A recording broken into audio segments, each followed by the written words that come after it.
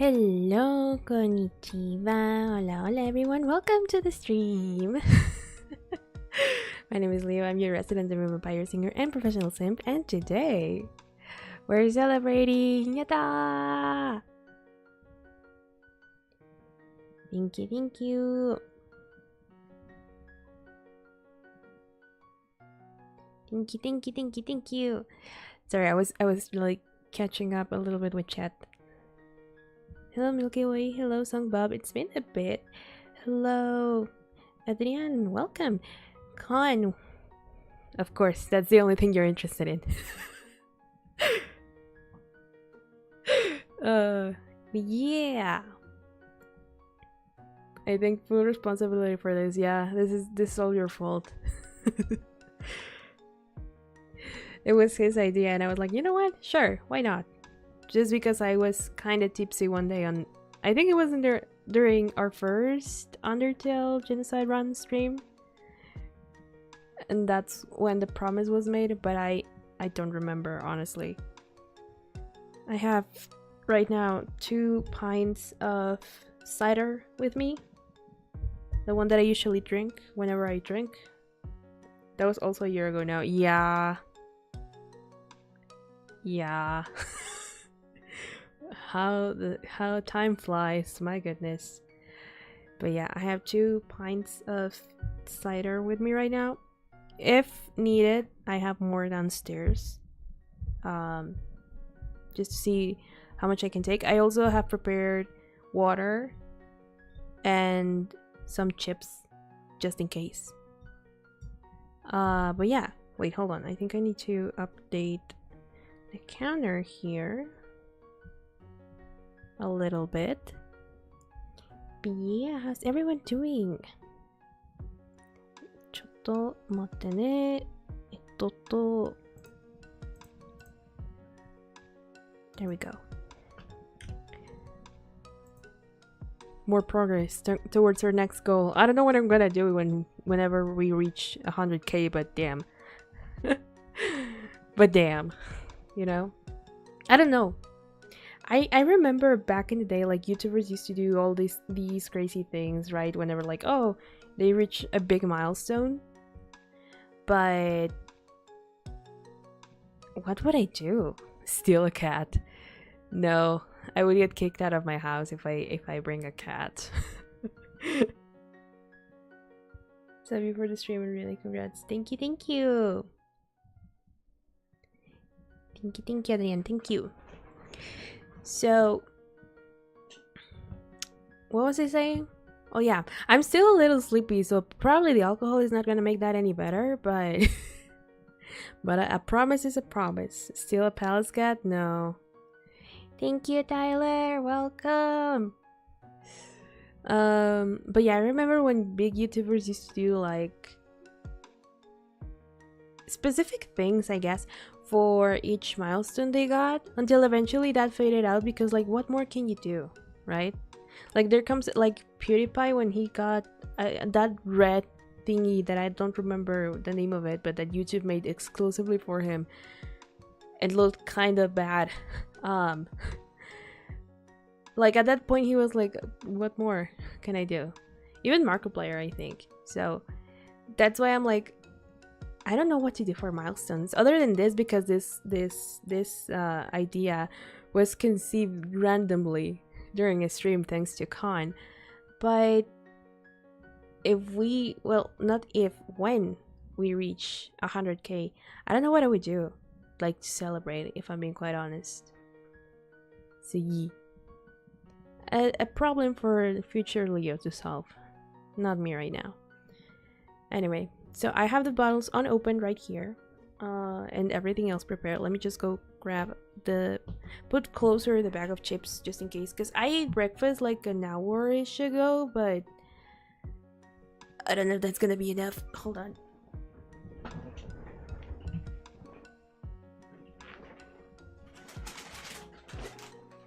You can probably hear that. Whoa. Model. What's going on? There we go. Well.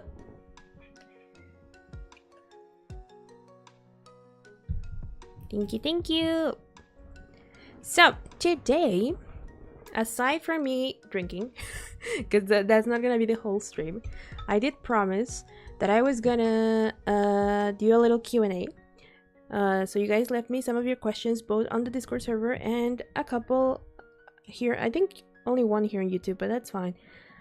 And that was by Maple, if I remember correctly. So I'm gonna go find her question first, and then I'm gonna go to the Discord server ones, because that's where they're that's where most of the rest are, I guess.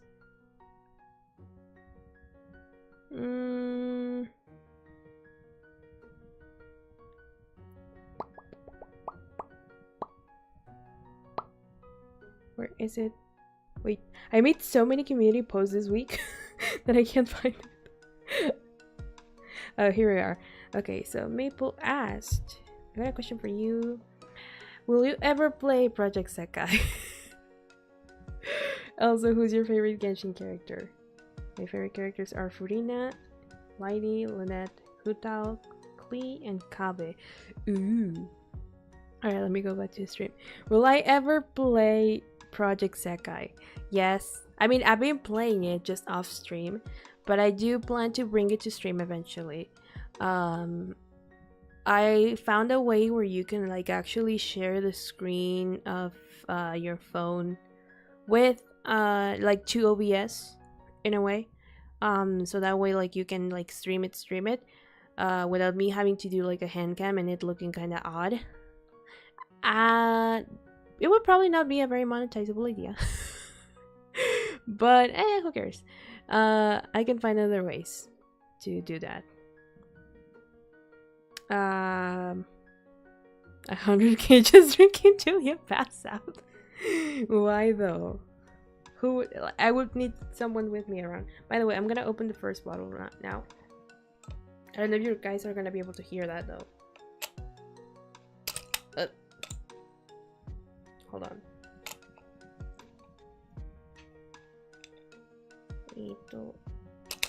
Is it not?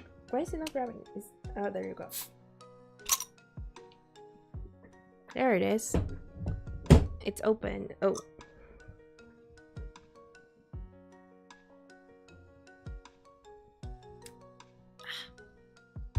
There. It has officially started the drinking sort of endurance, I guess. I know I can easily drink usually when I'm when I've eaten a normal meal, and that's pretty much it. And drinking enough water, I guess, which is not often. I usually can handle like 3 of these. So the goal is to see if we can go up to 4, and if we can go up to 4 and I'm fine-ish, then we go up to 5. I don't think I could get past 5, but we'll see. This is the first one, anyway. Because views, oh god. You could have donations for the— oh, actually, that is not a bad idea. For 100k? Thank you, Leon. Thank you for stopping by. So, what was I answering? Oh, ad. There we go. What was I answering again? Oh yeah. So I do have plans of playing Project Sekai at least once on stream. I've just been training off stream because number one, I've been wanting to play the game for— it's just like Genshin. I've been wanting to play for a while. I knew that I was gonna like it. I just didn't do it because I didn't want another obsession in my life. But here we are. I ended up giving in and downloading it.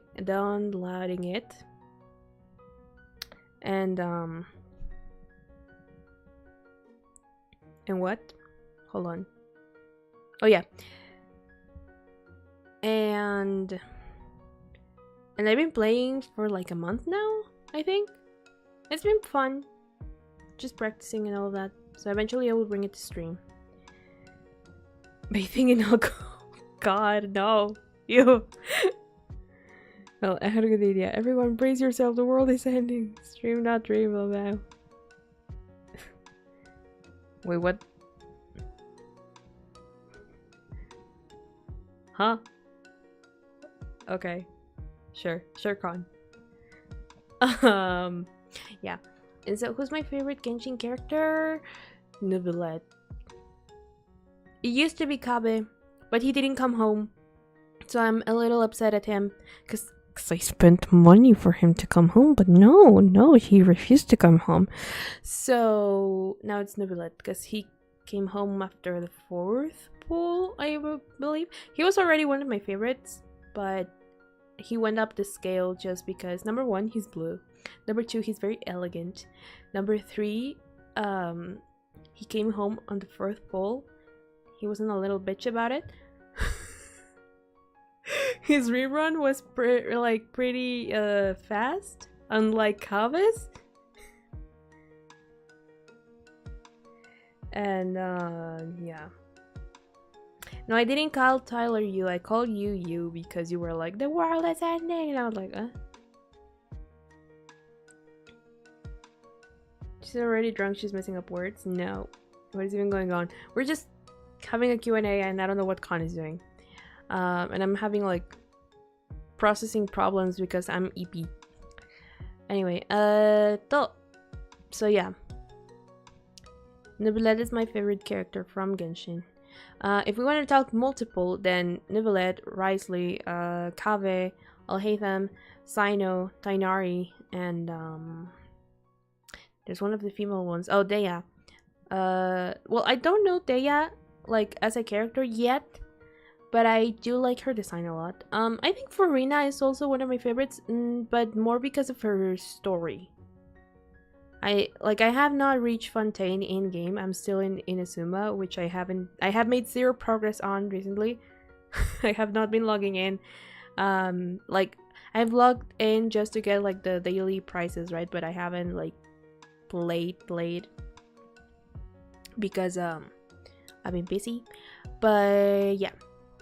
But Farina, well, I already know her story, so for sure, because of her story, I think she's one of the very well-written characters a game has. So, and also Neuvillette has a very interesting story and very compelling, and he's so emotional, my baby. So yeah.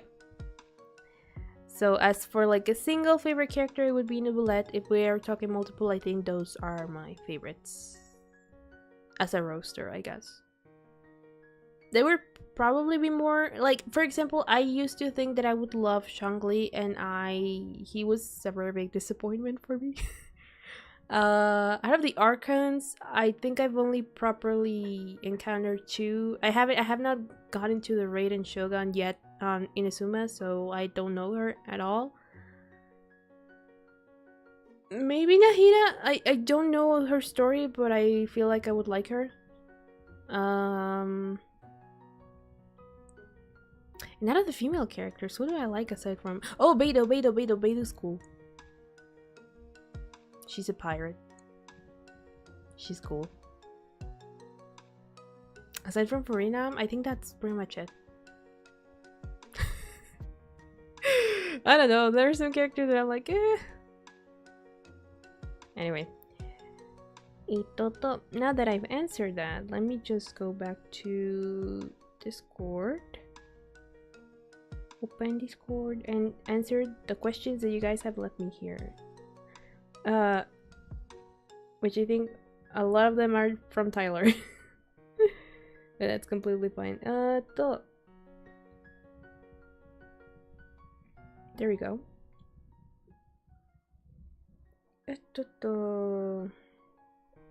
Wait, where is it? Oh, here it is. Oh, that is a long list.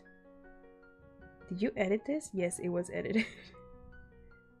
I remember the ones you put previously, but I did not realize you edited the message. That's why you were like, I reached the character limit, and I was like, wait, is the character limit that short? No, it's just that you added more. Oh my god. Okay, that's perfect. That's the whole point of this. Now let me just take another sip.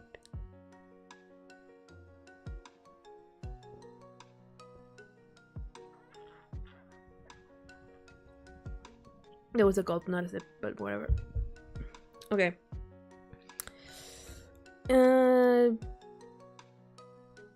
Okay. There it is. What was your easiest, hardest cover to make? Easiest or hardest? Easiest? What was my easiest cover to make? I know the hardest are 2. Like I have 2 and I put them both like at the same ranking because they were recording at they were recorded at the same time. So but easiest, I think easiest might be the harder question, because for hardest to record, I can tell you that is both or like either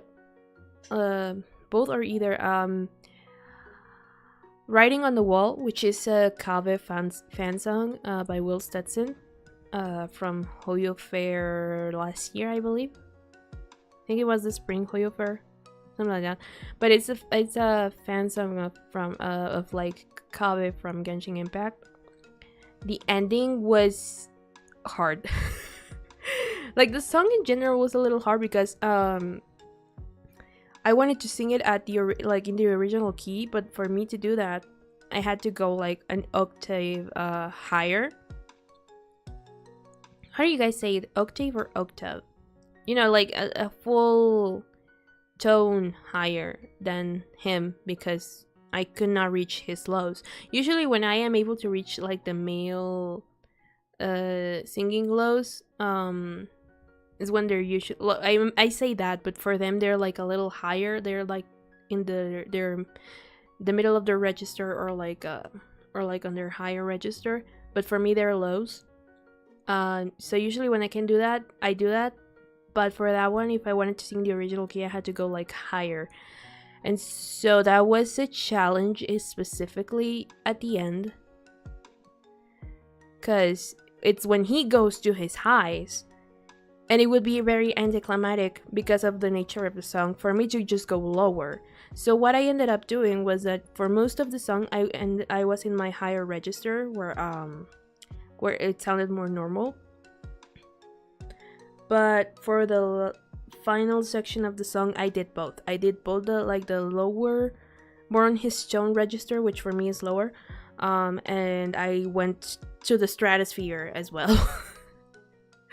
And I combined that because the song also has that a little bit, but the original. But yeah. So that was one of the hardest, and at the same time as I was recording that one, I was recording Godish, which Confused would know. I got hello Confused. Look, you've been summoned. I was at the same time recording. I am late, but I am here. No worries. I was at the same time recording Godish. Which Confused would know because it's a Speak of the Devil, indeed. It's a Vocaloid song by Pinocchio P, which is known for having like a very high note in 2 sections. So yeah, Godish is difficult. So I think those would be like my hardest covers. Maybe also Ultra Luminary from Over the Moon, I think it's called, that animated movie. But that one was mainly because I recorded it literally a day before it released, because it was suddenly requested and I listened to it and I was obsessed, and so I recorded it like super fast. And it has a lot of highs, but it's different comparing it to the other 2. So I would say probably my hardest covers would be Writing on the Wall and Godish, and those I recorded. Because of that, I recorded both at the same time, because a little behind the scenes fun fact, when I record high notes, like very very high notes, I have to like try over and over again until I get it, like, because I don't get it right from the get-go. Like, I don't just sing and go there. First of all, I need to be warmed up, right? So I first record like the rest of the song, and then when I feel like my voice is a little more like in the zone or like ready for it, I start trying like the highs at full capacity. And when I do that, depending on whether I like actually manage to reach the high note on the first times or not, I see when I start recording. But first I like practice them a lot until I eventually am satisfied with the result, and then I record them a lot until I am satisfied with one. You will never be satisfied. Hamilton reference. So for those, I had to keep practicing and practicing and practicing and practicing. Like writing on the wall, it was like such I was gonna say a hassle, but it wasn't a hassle. It was just like so hard to like properly reach the note I wanted, because I also don't usually sing that high.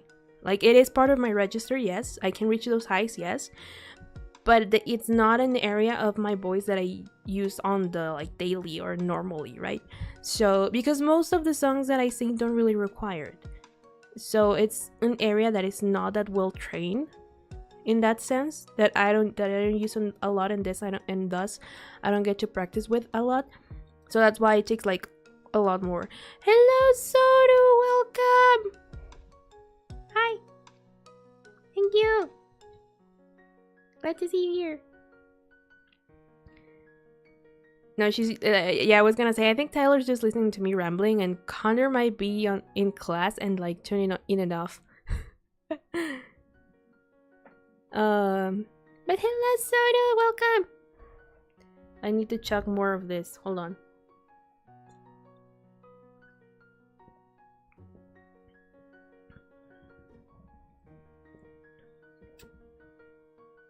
We're a little... Sorry, I was about to burp.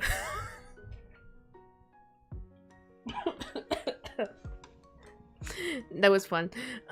We're a little over... Just slightly over half the first bottle. We need to get a big cake. Yes! Yes! Cake. I was about to go on a rant about cake, but hold on. Give me a second. Let me just finish my first... my first the thought that I was having about the question. So yeah, so I get it's a part of my register that I don't use a whole lot, so that's why I have to like try practice it until I get it, and then I start recording, and that's probably why... Hold on, not mine. And that's probably... I feel like my neighbors are sick of me, but they never say anything. So yeah. So that's why I recorded both Writing on the Wall and Goddish at the same time, because those two had like very high difficult notes. And when I managed to reach one, I was like, okay, now I need to record this other one because I am in the peak right now. And if I let myself like warm down, like that's how we call like when you start resting your voice, and thus you're not like as prepared anymore. If I warm down, I'm not gonna be able to like properly reach the note that I need for this later. So I'm gonna record it now, and that's why I recorded both at the same time. But I think those were one of my hardest. You can go listen to them after the stream if you want. Just saying, just a thought. I actually thought that when I recorded Little Wolf, I was gonna have a hard time with Athena's vocals, but to my surprise, I didn't. They came very easy to me, and I was like, what? Like, not like, oh yeah, smooth, walk in park.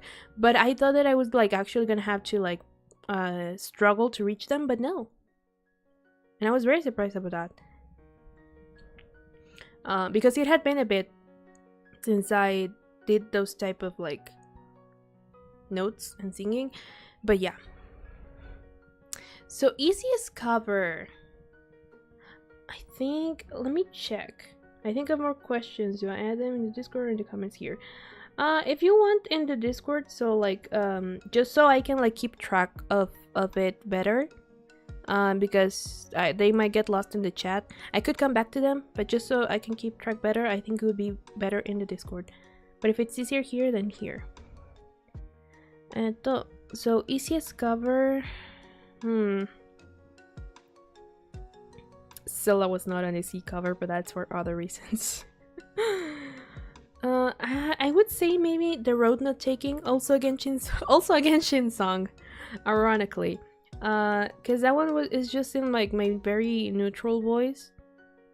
Like Writing on the Wall was always up like a the more you work, the higher the stakes, and the bigger the sorrows to drown. But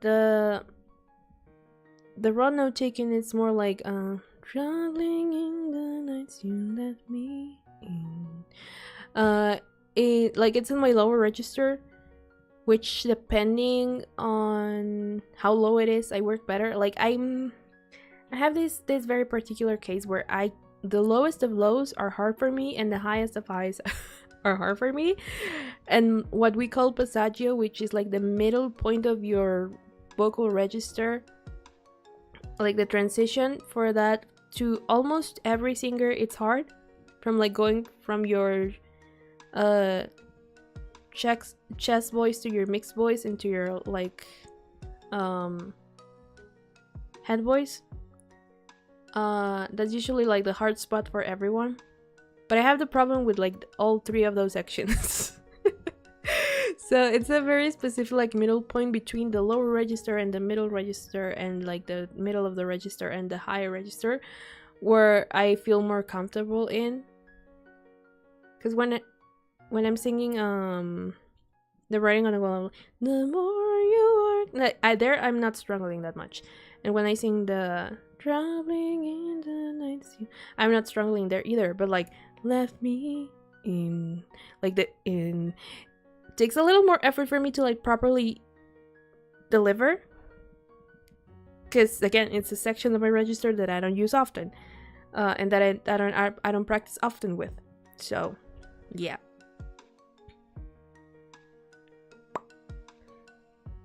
Oh, there we go. I see you writing on the server. So I think some of my easiest, it would probably be the road note taken from Genshin as well. Or I'm checking like to see if I find another one that I would be like, oh yeah, that was very easy, but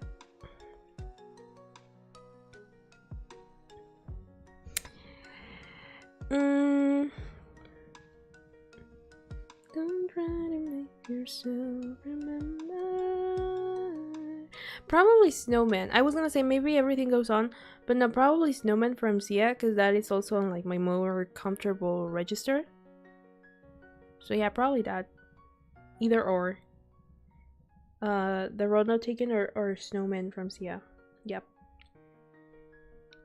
Not a lot to say about those, honestly. What was your favorite, least favorite cover to make? Oh god, my favorite cover to make. Wait, let me check my playlist. I actually have a playlist with like some of my favorite works. That it's public, like it's available on the channel, so if you want to see it. It's called Leo's... What? Leo's Choice? Something like that. I don't remember. Hold on. Sort by... Leo's personal favorites. I think one of them is no longer available. A couple of them I think are no longer available. But,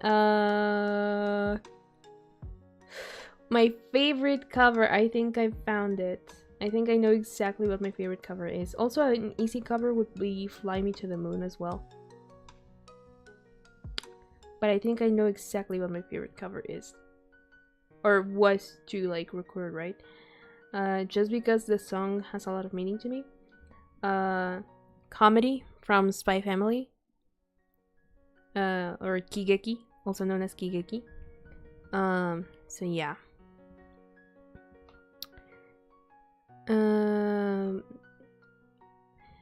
That's just because like the song itself, like the meaning of it has a lot of meaning to me, and it's a very cute, pretty song. Like, well, I sing it higher because the original is a little too low for me, but I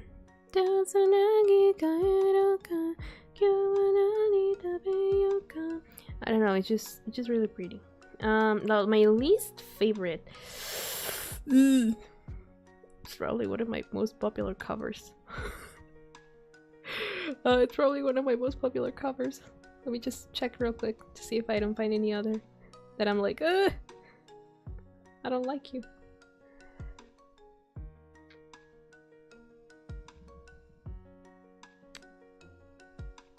Yeah. No, it's probably just that one. Okay. Yeah, and I'm like, let's talk about my least favorite cover. Hold on, let me catch up with chat. Is it Vampire? No, surprisingly enough, it's not Vampire, which is also not available anymore. You can't find it anymore. I'm gonna re-record that. It's not the Vampire, like, it was bad. But, it is not that one. It's Remember Me from Coco. Oh, Mixed Nuts is also no longer available. I'm so sorry, Tyler. I promise I'll re-record it eventually. I wanted to do a re-recording of that one anyway because I didn't quite like it as well. I'm so sorry, Tyler. I had no idea. I thought no one liked that one. Myself included. I am so sorry. Will you record all your deleted? Some of them, not all of them, but I'll re-record most of them. For Mixed Nuts, it's just like about me re-recording the vocals, not so much getting an original instrumental, but if I can find one, it's more than welcome. I need to reward vocal about covers I cherish. Yeah, because most of them might be already gone. Well, maybe, who knows? I don't know, right? I did like get rid of some. But okay, my Patreon is not like officially open right now. Like, it is there if you want to find it, because it's not even in my links. But if you access the Patreon, like, all those recordings are there. So that is a way. Keep being sucky up. Yeah, that one's not going away, just because it's part of like the special series. But that one's not going away. Don't worry.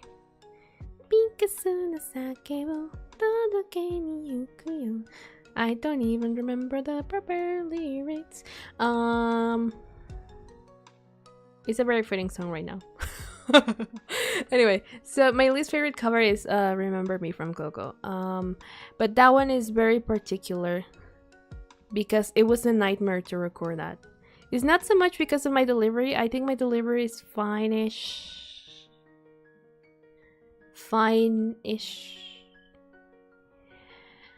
But it was a nightmare to record that song. I could just not... I don't know if it was my perfectionism. I don't know if I was really just doing a bad job when I was recording. I don't know. But I had to redo that song so many times until eventually I got tired of it and I was like, you know what? It's going up like this. I don't care. I don't know what else to do anymore. And I did it out of spite. And lo and behold, it's my second most popular cover on the whole channel. And I'm like, Jesus Christ. So yeah. That is my least favorite cover. Not so much because of the final product, but because of the nightmare that the process was.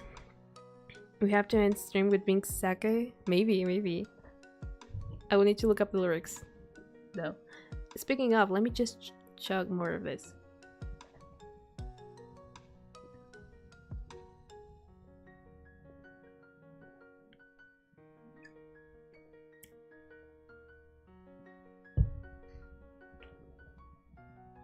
I have to struggle not to like burp in front of you guys. What are you drinking? It's a pint of cider. It's called Strongbow. I think these are German. I think these are supposed to be German. And it's a red berries apple cider. It's good. It's my favorite. So, and it's basically the only thing I drink nowadays whenever I drink. So, because I don't like beer. I'm not very fond of like very strong liquors like tequila and Baileys. I don't like Baileys. I know a lot of people love Baileys. I don't like Baileys.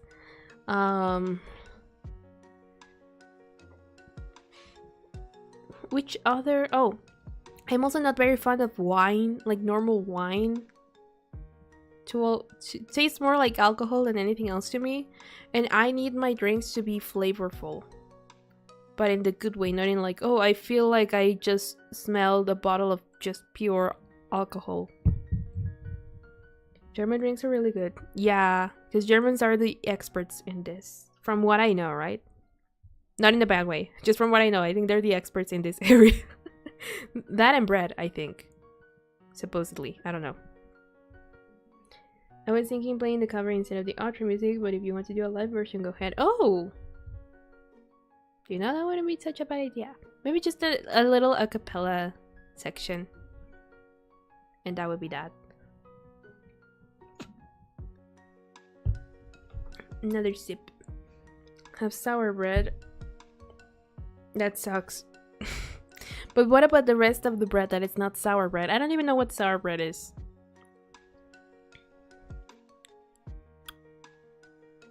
I actually bred alcohol, but I have to go into minutes or less, so I won't drink. Damn. Sad. Okay. hold on. Let me just go to the next question. I am still like, I am so sorry, Tyler, that I deleted Mixed Nuts.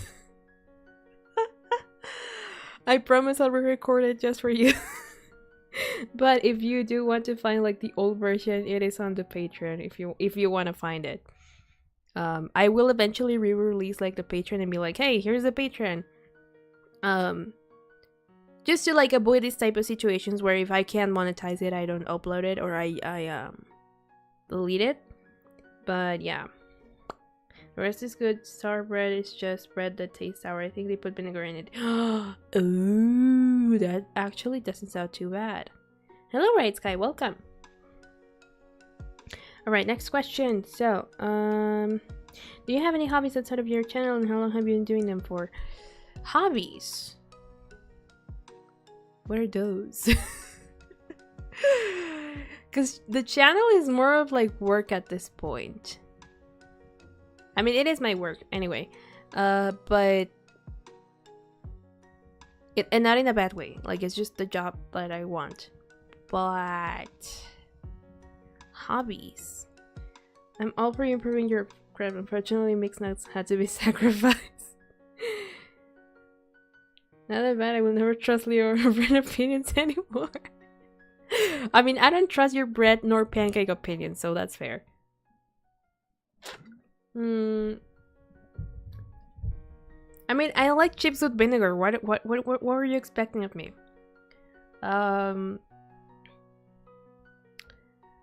Hobbies. And I'm like, hobbies. What do I do for a hobby? Probably drawing. When it's not channel related, probably drawing. How is chips with vinegar good, but bread with vinegar not?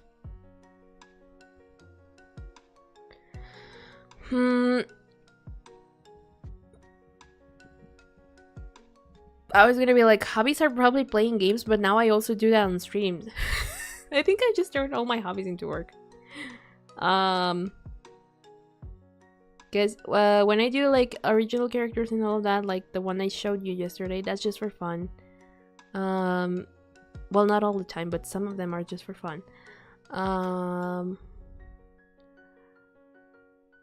I don't really write anymore, so that's no longer a hobby of mine. Reading? Oh, ad. Go away, ad. Oh, where's the chat? I lost chat. There's chat. Equals work at Dream Life. Yeah, like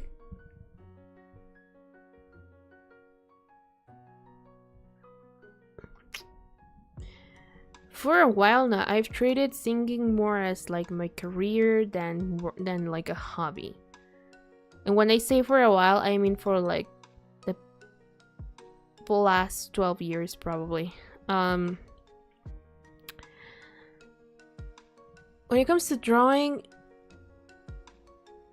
I didn't really start properly pursuing it until 2020. So it's partially a hobby and partially a part of my career now. Video games, as the years have gone by, I played less and less. Actually, streams are a way for me to like manage to play games when I want to play games. Because off stream I rarely touch them because I have other things to do.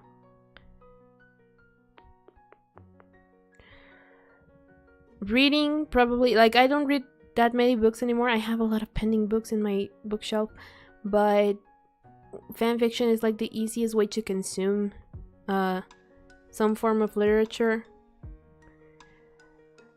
And there was another thing that I was thinking of, but I don't remember right now. Oh, watching anime. Again, as the years have gone by, I've been watching less and less. But I would say probably the ones that I have not turned into work proper are anime and reading. So probably reading and anime. I would tell you ice skating, but I don't go ice skate often because it's expensive. but and also there didn't used to be an ice rink here, like a permanent ice rink, until a year ago. Fun fact, I was their very first client. And I went all by myself because I was promised a opening ceremony and then they didn't do it.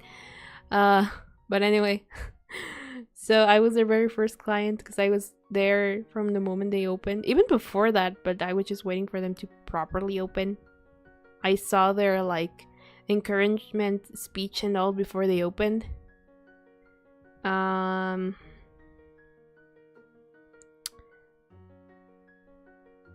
And yeah, so probably just reading and watching anime.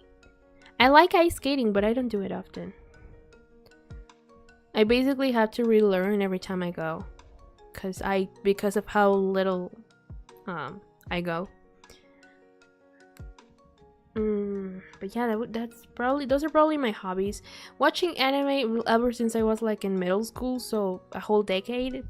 It's how long I've been doing it. Reading probably around the same time. Well, I started reading when I was like properly started reading novels when I was ending elementary. So yeah, like a 10-12 years. What type of skates do you use? Are there types of skates? I use the normal ones. I don't know, the ones they give you at the at the place. I don't really know. Long ones. Oh. I think they're just like basic ones. Based on my foot size and all of that, which I'm not gonna tell you. Because I know there's someone that's gonna want to do something with it, and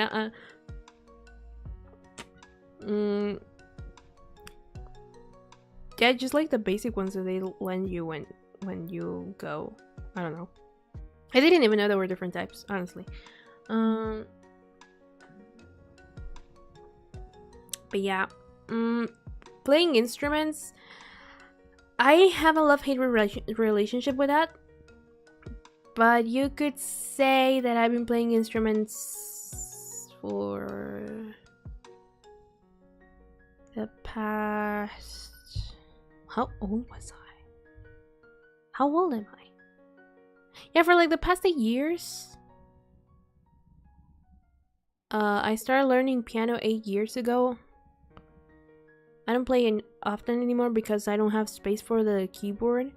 But I did start learning piano 8 years ago, and right now I'm taking violin and guitar lessons, but I've only been like a year into those, so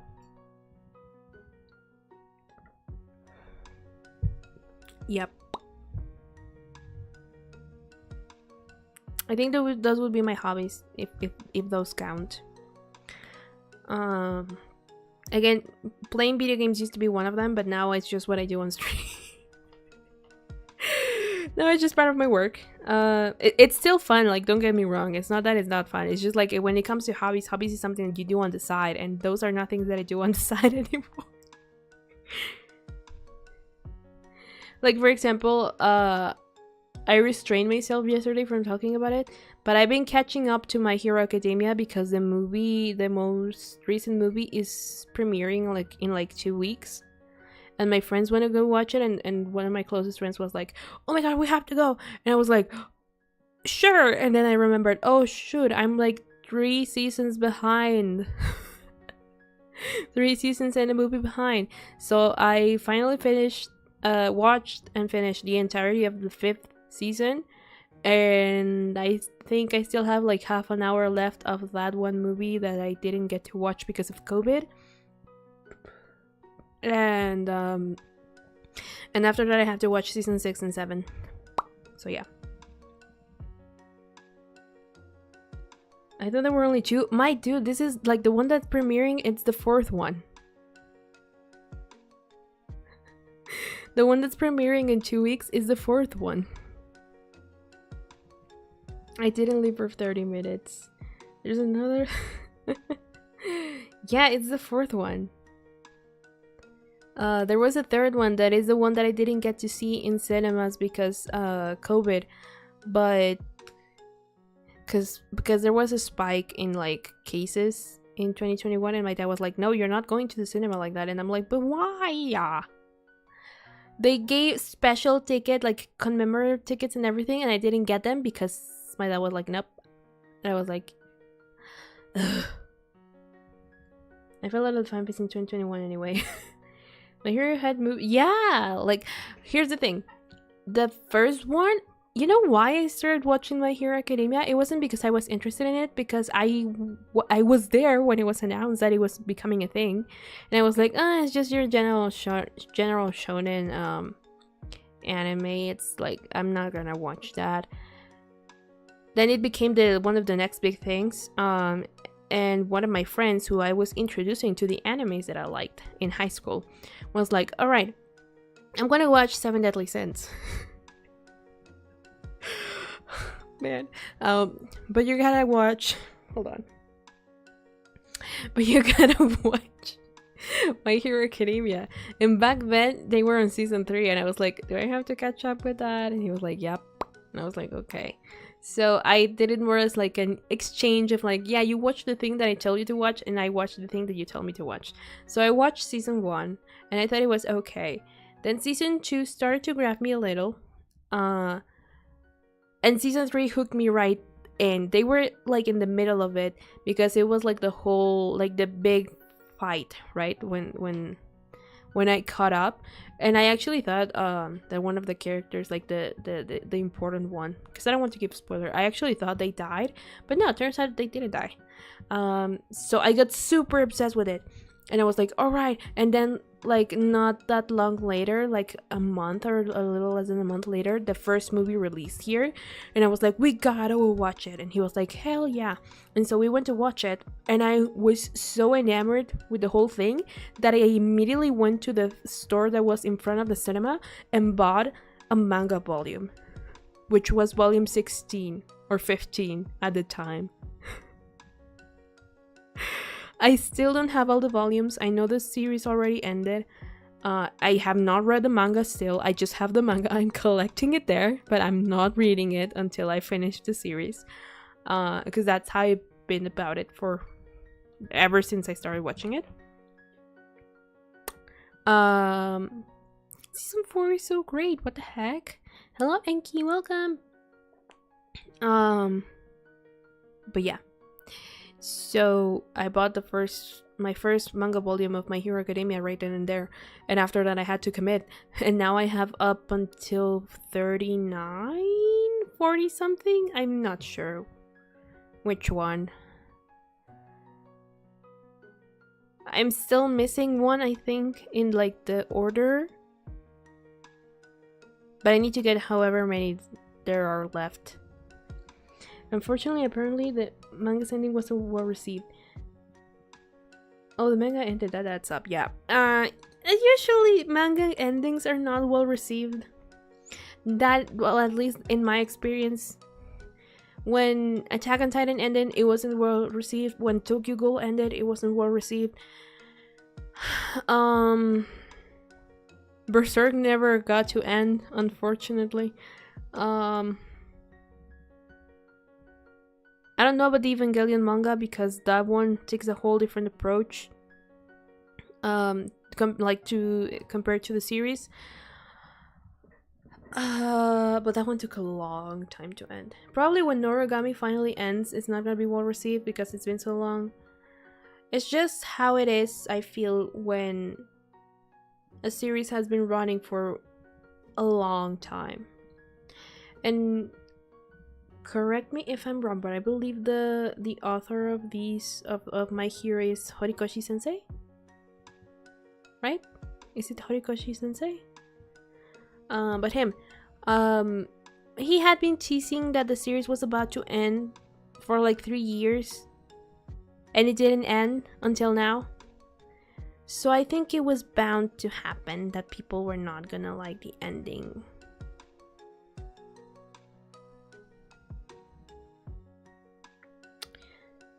Berserk is being continued by the author's best friend who knew how it was going to end. Oh! Interesting. I wonder what will happen when One Piece ends. The world will end. I've been meaning to actually try to catch up to that, but I don't know yet. I know they're doing like they're like rebooting the anime in a way, so people who didn't watch from the very beginning can like actually start watching like so it's more friendly to newcomers. But I don't know. I don't know if I want to go read it. I don't know if I want to watch the original and all that. Supposedly it's like soon, like about to be in its final arc, but I don't know. Before we get GTA 6, we're never gonna get GTA 6. Plus, why do we want a GTA 6? Let's be real. Or at least I'm not a huge fan of the GTA games anyway. I did play Vice City, and I think that was the only one that I played way back in the day. Oh, the anime rig makes your screenshots look beautiful. I haven't seen anything. I just knew about the like that that they were doing that. But yeah, it's been years since the anime started, so they're probably way better now, like better quality. It's probably gonna be good. And I enjoyed it. Yeah, no, I remember playing Vice City and I didn't like it, so I'm just not a GTA fan.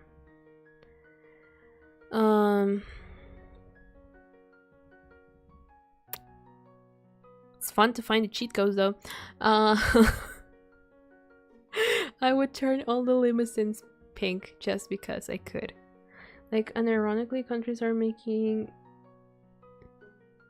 plans for when GTA 6 comes out because so many people will be calling off. I mean, I don't doubt it. I know it has a massive like fan base. I just don't like it. I don't know. It's not for me. What was I saying? Yeah, and probably whenever One Piece ends, I feel like it will be controversial. Like, there will be a lot of people that love it and there will be a lot of people that just hate it. And that's just, you know, that's just life. That's just how things are for some reason. But in my experience, like, that's what happens when like the series have been going for a long time now. I don't think Dragon Ball will ever end unless like someone actually says like, hey, it's enough, stop.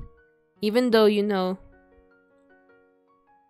tragedy struck us early this year. I miss him. But yeah. Man. Anyway. Calling off work is kind of scummy. To play a new game you could play when you get home. Plus one. Watch the One Piece be the friends we made along the way. Auto confirmed that One Piece physical.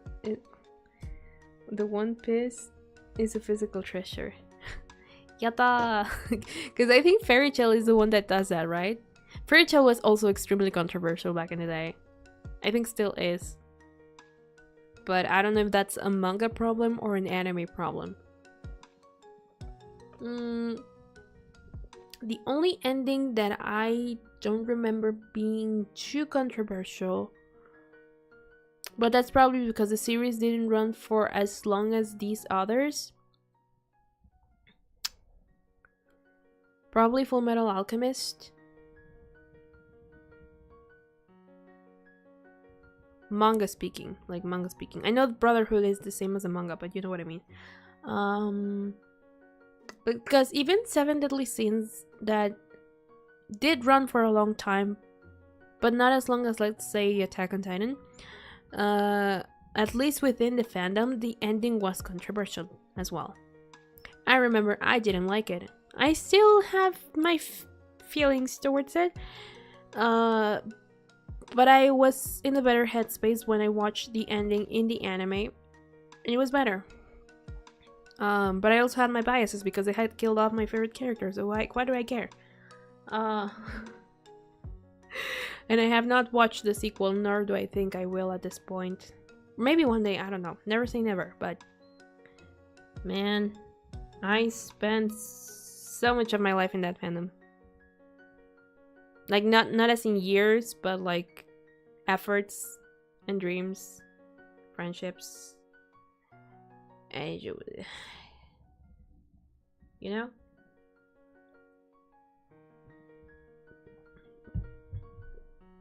It still has a special place in my heart, though. Anyway, next question. Is it an anime that didn't end in controversy? Again, I think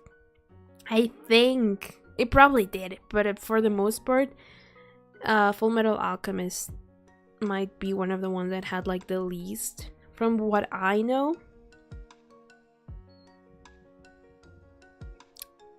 Because no one talks about the ones that are not as very popular. I don't know if Bakuman didn't have controversy. Oh, Death Note fumbled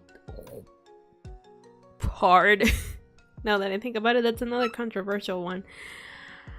That second part, I hated it. I didn't hate it, I just don't like it. I think it wasn't necessary. Should have ended when that happened. So yeah.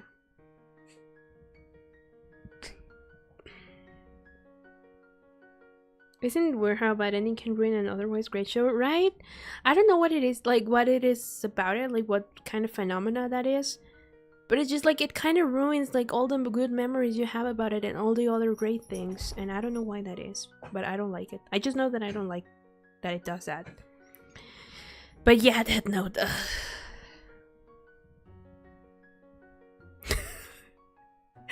That second half reminds me of like watching the last 2 movies of Twilight. I was never a Twilight fan, but I remember when I was like, I think the part 2 released when I was like a Breaking Dawn released when I was like 11 or something, and I watched it online because I was like, I want to see what the whole hype is about. Part 1 traumatized me and gave me the worst case of body horror. And part 2, I was like, oh, this is really cool. I think I understand now. And then it was all just a vision. None of it happened. And 11-year-old Leo was like, I just wasted 2 hours of my life that I'm never getting back. For this. I still don't get why it's popular. And then I went and watched the Battle of the Gods Dragon Ball movie. Because that was better. Or no, I think that was a couple of years later, but you know what I mean. Hey, at least your favorite show didn't get the worst ending ever. Which one is your favorite show? Oh, Game of Thrones. Yeah, that sucked.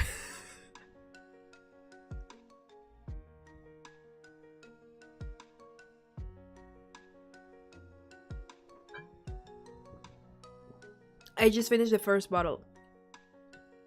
Fun fact, like I'm doing well. I don't feel anything. I haven't even gotten like the itchy. I haven't gotten itchy yet, which is a good sign. Because, fun fact, I think I've talked about this before, I'm slightly allergic to alcohol. There's a word for fucking up that. I am so sorry that you were a Game of Thrones fan. I'm so glad that I never got into the fandom because I would understand your pain. But I'm glad I don't.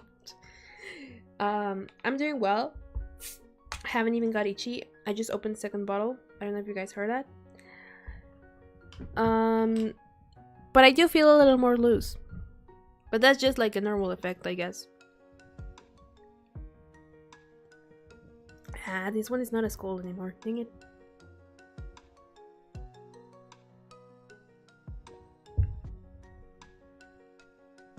There we go. Anyway, next question.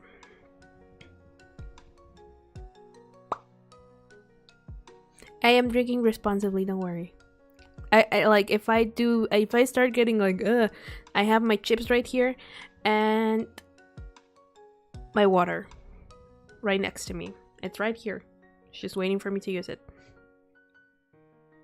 Like, they did nothing right at all. I am so sorry. Ah. Also, like, the slight allergy is just that I get itchy. I don't, like, have breakouts or start getting, like, a respiratory, like, what's the word for it?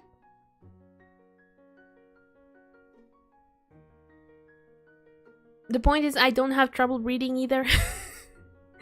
Or anything like that. I just get itchy. And that's it. And that's thanks to my father. My dad has the same thing. But nothing has ever happened to us. And we don't drink often as well, so it's not like a problem. But that's why I say I'm like it's a slight allergy just because I get itchy, but I don't really get anything else. And it depends also on how strong the alcohol is. This one is not that strong, so that's also why I can handle more. Anyway. Next question. You have so many questions, Tyler, and I'm going so slowly through them. I am so sorry. Oh, it's only been an hour. Nice. We have more time. Do you have any favorite artists, books, games, animes you'd recommend to the Snowbats? Animes. Kaguya-sama. If you have, like, it's a popular-ish one, but if you haven't watched it, watch Kaguya-sama. Season 1 of Washinoko is good. I know most people don't like it because of a certain theme. I haven't watched season 2 to tell you whether it's good or not, but for me, at least season 1 I liked. Oh, you know what? No, I understand your pain, Con. You know why? I just remember one of the greatest and at the same time worst anime adaptations of everything in this whole wide world. The Promised Neverland. First of all, the manga ending was controversial at the time. I still am not a huge fan of it, but I accept it as it is. Season 1 adaptation of that was great, amazing. I love it to pieces. I regret that a couple of things were cut out, but you know, that's what the manga's for you to like go and read it and be like, oh, so they also did this and this and that. But then season 2 came out, and not only did they skip the biggest arcs, they cut the most important character of all.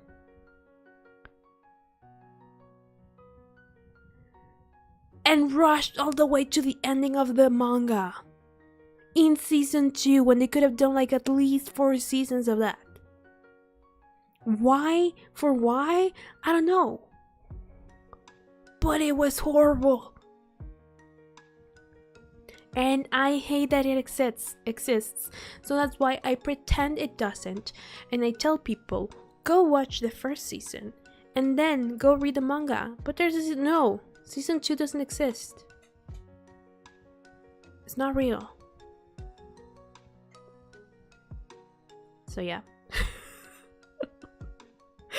That is my Game of Thrones when it comes to anime. Gosh.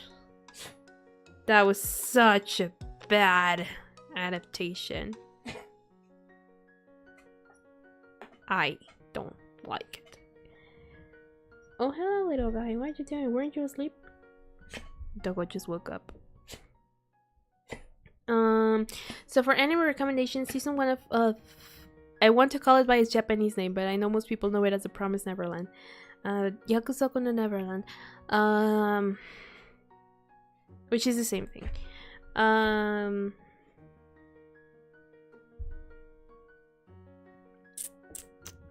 Kaguya-sama. I mean, here's the thing, my recommendations are like very specific ones because I know a lot of people don't like those genres, but Fruits Basket is a very cute, for the most part. It has very dramatic parts. Fruits Basket is a very good story. The readaptation they did in 2019, all the 3 seasons, great, amazing. I really like it a lot. And it goes beyond the romance thing, because of course the main thing of that is that it's a romance and all of that, a love triangle that then turns into a normal like love between two people, like the third person finds someone else and all that. But yeah, the love triangle and all those tropes, but very well executed. I really like it. It has a great story. Family trauma, generational trauma, you know, the good stuff. And it made me cry so many times. But that was my comfort series until someone got stabbed.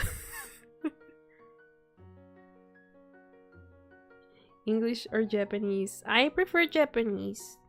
When it comes to dub, I prefer Japanese, but you know, I don't mind. But yeah, Fruits Basket is great. Which other series that is not an obvious popular one would I recommend? Doesn't come at anything at the top of my head. I'm pretty sure I watched something really good that is not as popular, but I don't remember right now. Seven Deadly Sins, the only reason why I don't recommend it is not so much because of the story. It's because, number one, I hate the main character, and I always have and always will. Despite that, the story is really good.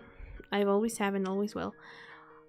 But because of the change in studio, third season onwards, animation quality just goes down to the bottom of the earth, so that's the only reason why I never recommend it, because it's gonna be like a huge whiplash between season 2 and season 3, so yeah. I don't know if Sword Art Online is a recommendable series. I like it, but it's not. It's very long. It's very long and it's been years. I don't know if anything new has been released. I personally like Dragon Ball a lot because it's dumb fun. But those are like the popular titles. I would need to check my anime list to tell you like, oh yeah, there's this other series that I like that is not like you're in so much in the mainstream area. Oh, I know one. Rascal Does Not Dream of Bunny Girl Senpai. That is the name in English, I believe. Rascal Does Not Dream of Bunny Girl Senpai. I don't know if it's still on Netflix, but it used to be on Netflix. And if not, then you can probably find it in Crunchyroll and stuff. Rascal Does Not Dream of Bunny Girl Senpai is not so much like the title and the synopsis. Synopsis. How are you pronouncing? Are a little bit misleading, and you would think it's an eroge because of the girl dressed in the bunny suit, but it's really not about that. Oh, ad. There we go. The ad is stopping me from spreading the word of Rascal Does Not Dream of Bunny Girl Senpai. Nearly made me cry. Apparently the movies are even sadder. You have no idea. You have no idea. The movies are so great. Ah! I went to watch 2 to the cinema. And I didn't cry. Like, I almost did. I didn't cry.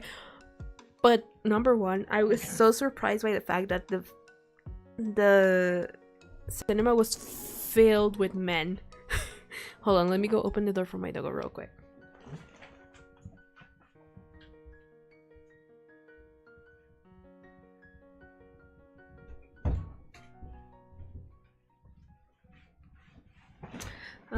But yeah, Rascal Does Not Dream of Bunny Girl Senpai is one of my favorite series that I feel it's very underrated because a lot of people skipped it when it was being aired due to the synopsis, when it had nothing to do. Like, it does have something to do with it, but it's not at all what you would think.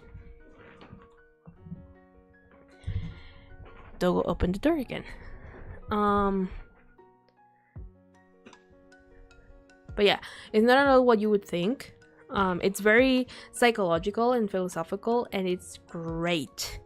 And it brings back traumas that I didn't know I had until I watched it. But it's so good. The movies are so good. I got to watch the last 2, like the latest 2 at the cinema. And I was so surprised by the fact that the whole like room was filled with men. There were only like 3 other girls there. And they were accompanying the dudes that were gonna watch it, they weren't even like, oh, they weren't even like proper fans of the series from where I could tell. But I had gone with a friend, a male friend, because I was like, I was originally not gonna watch it because I was like, I have no one to go with, and here it's not so safe to go by yourself to the cinema if you're a girl. So I had no one to go with because no one that I knew had watched the anime. And I was not gonna go. And then he was like, let's go to the cinema this week, and he gave me options, and amongst those options was that one. And I was like, have you watched Bunny Does Not Dream of Rascal Does Not Dream of Bunny Girl Senpai? He was like, no, but if you want to watch it, we can go watch it. And I was like, are you sure? Yeah. He was like, yeah, I don't mind. And I was like, okay. And so we went to see it. He had no context at all, so I had to explain it to him really quick before the before the first movie started, which is the one about the sister. And by the end of it, he was crying, and I just hear all the men around me sob, and I'm like, oh god, are you all okay?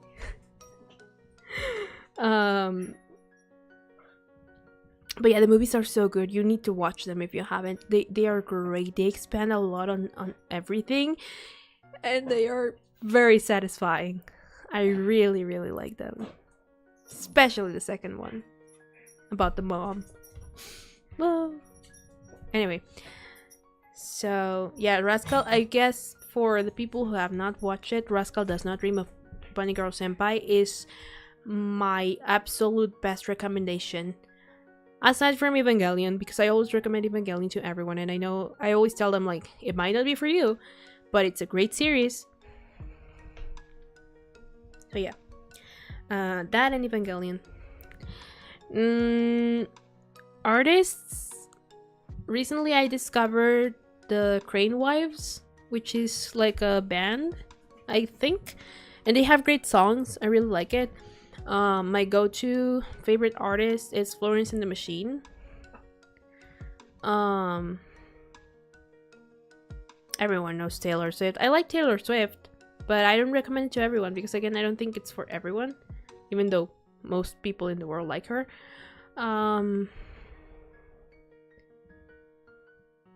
But yeah, I don't think Taylor Swift needs recommendation. I think you just need to listen to it if you want. She has great songs. I really like them. And I see them as stories more than anything else. But yeah. So, but for other than her, I like Imagine Dragons. I like Florence and the Machine. I like the Crane Wives. I like Kenshi Yonetsu, which is like a very well-known Japanese singer. Is amazing. Hey, stop doing that. You're gonna break it. Glitch. No. He's like he's like biting his mat, but he's like already tearing it apart, and I'm like, no dude, you're not supposed to do that. You're not gonna have anywhere to sleep after this. God. I don't listen to Taylor Swift, but I respect her music, but I found her 30-minute jet trip pretty irresponsible. I didn't know about that. Like, I'm gonna be honest with you. The reason why I don't identify as a Swiftie, it's because I don't keep up with her life. I just listen to her music. Like, I probably idolized her when I was 13, which is around the time when I started listening to her. No, I started listening to her when I was like 11. But I like idolized her from when I started listening to her till when I was like 13, 14. And then she made her shift into more pop-ish music in 1989, like the album 1989. And I liked it, but I was like, it doesn't feel like the same anymore, you know? But I still kept listening to her, to most of her stuff. Because to this day, I have not listened to Reputation fully at all. Her latest album, I'm not a huge fan of. I just listened to one song, which is her collaboration with Florence and the Machine, which was the only thing that had me excited about that album. And another one, which is the one that has the lyric, you wouldn't last a day in the asylum that they raised me, or something like that. because I relate to that. But that's the only reason why I don't consider myself like a Swiftie, because I don't really keep up with her life. So I have no idea what the 30-minute jet trip was. I never understand people idolizing artists and famous people when they're fully grown adults. I express my love for an artist's music, but I don't base my entire life around them. I think it has to do with like your reality check a lot. Like, for example, I stopped idolizing her when I suddenly didn't like her shift, for some reason. But then I started seeing her as like a normal person that is incredibly successful and rich, but just a normal person at the end of the day. And if you watch, I guess, the never meet your heroes phrase, it's very true to an extent, because usually you see these people as perfect beings because that's how they portray themselves, not all the time in like an egotistical way, but you know, like as in, yeah, we are humans, but we're a little bit above that, right? As artists, supposedly, or at least that's the view that most artists portray. But when you watch like their documentaries, like for example, she has like 2 or 3 documentaries about one about her tour for the Reputation album, which I think is Miss Americana, if I remember correctly. There's another one that is on Disney Plus about her recording of the album Folklore. I think it was Folklore. Yeah, Folklore. And there was another one that I don't remember the name of. I think I might be wrong, and there's only those 2. And you see her how she is as a person, and that can either make you feel more like idolizing her, or disappoint you, or make you see that she's just a normal human like everyone else and treat her just as a person, which is what happened to me. Like, I started liking less and less like the direction her career was going at the time. And then I watched, I think, Miss Americana, and then I saw, oh, you know, she's just a normal person. She has insecurities. She's not so great in some areas. She's very good in these other areas. And that's just a human person for you. So what brought her more down to earth for me. Same thing with Idina Menzel when she released her documentary on Disney Plus. I forget the name of it. Idina Menzel, for those of you who don't know, is Elsa's voice actress in Frozen, but also she was the original Elphaba in Wicked on Broadway. She started being like well known from Rent because she was also part of the original cast in that Broadway production. And she also appears as Nancy in both Enchanted movies. If you don't know any of those things I just said, but have watched Enchanted for some reason. I'm just stopping my dog. Like, I'm talking at the same time I'm trying to stop my dog from tearing apart this rug. So yeah, usually I think it's just that, like, seeing them in their more natural elements helps you ground them more to just normal people and not perfect beings. And I think a lot of people lack that or try to overlook that because how could it be that this person you look up to is not the perfect being? So when I went to the Eras tour, because I don't think I've talked about this more like a lot, but I did go to the Eras tour concert, which my wallet felt. And I was in the general area. I didn't even buy like the super expensive tickets. But yeah, because basically they force you to buy like the VIP package, which is merch that I didn't want. But they made you buy it because otherwise you couldn't get a ticket, and that is outrageous to me. And Ticketmaster, what the heck? But you know, it was what I had. It was what you had to pay to go. And since she had never come to this country, it was like, even my mom was like, "Hey, you know, it's a probably one in a lifetime experience, especially since you've like followed her for almost a decade now, or over a decade at this point, and you really like her." So might as well. Like, if you don't have enough, I'll help you buy the ticket, but go. And so I went with a friend. I did have enough money to buy the ticket. But I was not in tune with the people there. And I was stressed out because I had university assignments, right? That very same week that the concert was. And it was in like a weekday. So I had to leave everything ready before I had to travel 5 to 6 hours to the capital. And then stay at my grandma's house and get prepared. And basically take care of this friend who knew the city less than I did. And be sure that we didn't get robbed, that our tickets went through, because Ticketmaster had these problems with like duplicated tickets and all of that. And I was stressed out of my mind. I didn't know people were dressing up. I didn't know about the whole friendship bracelet thing. And even Hannah, who's not like the biggest Taylor Swift fan, was like, how do I know these things and you don't? Because they have me regarded as like the Swiftie in my friend group. And I'm like, I just don't know. I'm not checking social media on her concert or anything. Thankfully, my friend had made like 60 friendship bracelets and she gave me half of them to share, which is insane to me.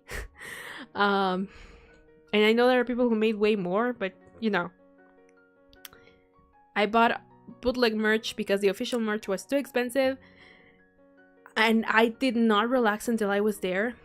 And my personal experience with that was also that very same day that the concert was, it was announced that my 2 favorite VTubers were graduating. My Oshis were graduating.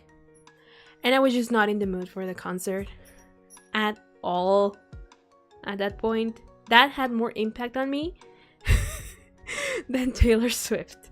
And so I was really zoning out the whole time. And even my friend at one point was like, hey, my friend who doesn't know what a VTuber is was like, hey, you good? Like, you're dissociating a lot. And I was like, what? Yeah, sure, I'm fine. Internally depressed. And then Hannah told me, because we were texting while I was waiting. Because we went in at like 4 p.m. and the concert started at like 8, something past 8. Not counting that Sabrina Carpenter, who I didn't know at the time, but everyone else knew apparently, was the opening act, and she was an hour before the concert.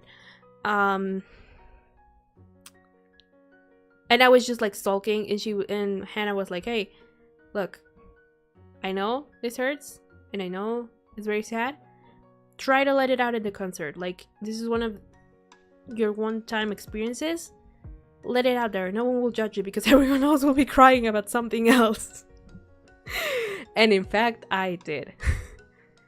So, and I remember it being very funny in a way, like not making fun of the fans, but I just felt very out of tune because everyone was screaming like, yeah, step on me and I love you and all that. I was just like on my own little world, grieving something as well in a way, because it's not like I don't know where they went. I still watch them a couple, like when I can, in their new forms. But yeah, so the point of this whole thing was, I like Taylor Swift, but I'm really not. But I don't consider myself a Swiftie because I do not keep with her outside of her music.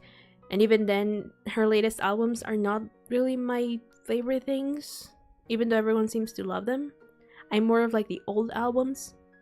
So, yeah. So probably like 1989 backwards are my type of albums from her. And onwards is just a couple of songs from each album, and that's pretty much it. Hello, El Perrito Carmesí, welcome. But yeah, I also as a kid used to be a fan of a group, and I revolved my life around them, and then I stopped liking them, and I ripped all the posters off my wall. And it was not like the boy bands, by the way. It was a local band that was a mixed band. And I went to one of their... Actually, that concert and Taylor Swift concerts are the only concerts I've ever been to. When I went to the Taylor Swift concert, it had been 11 years since I had been to a concert. So, you know. But yeah, artists that I would recommend: Florence and the Machine, The Crane Wives. I know Ed Sheeran is mainstream, but I think his music is really good.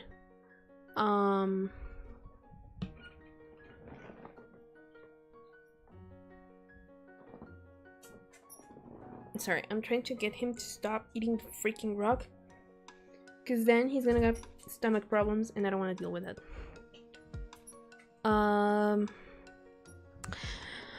And there's one that it's not like, it's Kenshi Yonetsu that I mentioned earlier, who is a Japanese artist, but also has like some English in his lyrics every now and then. But his music in general, like he has sung anime openings and all of that, like the one for Chainsaw Man. But even outside of like anime openings, he has very good music, so I really recommend him.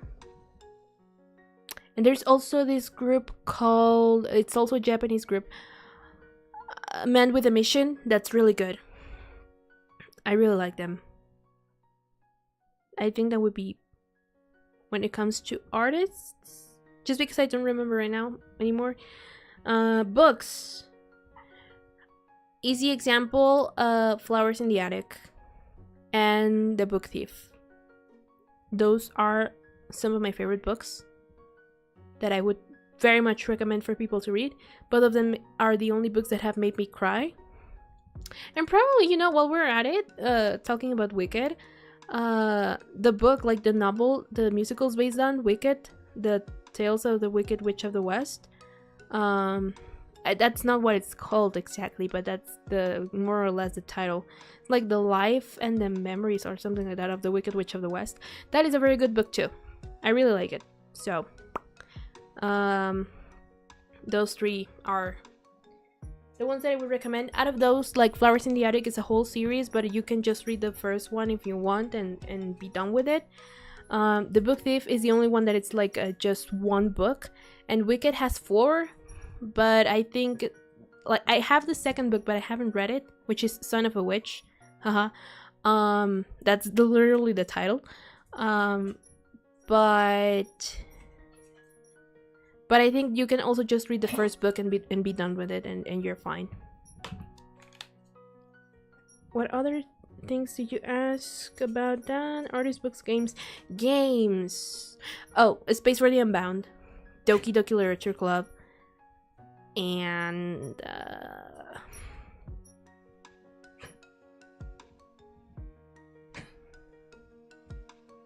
Mystic Messenger. That is an Otome game that I like.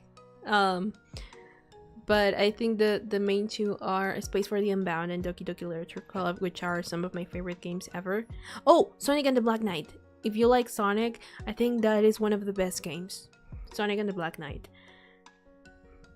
Those are the ones that come at the top of my head. Books, anime, games. And I think that would be that for that question. Which I spent half an hour on because I won't go on tangents.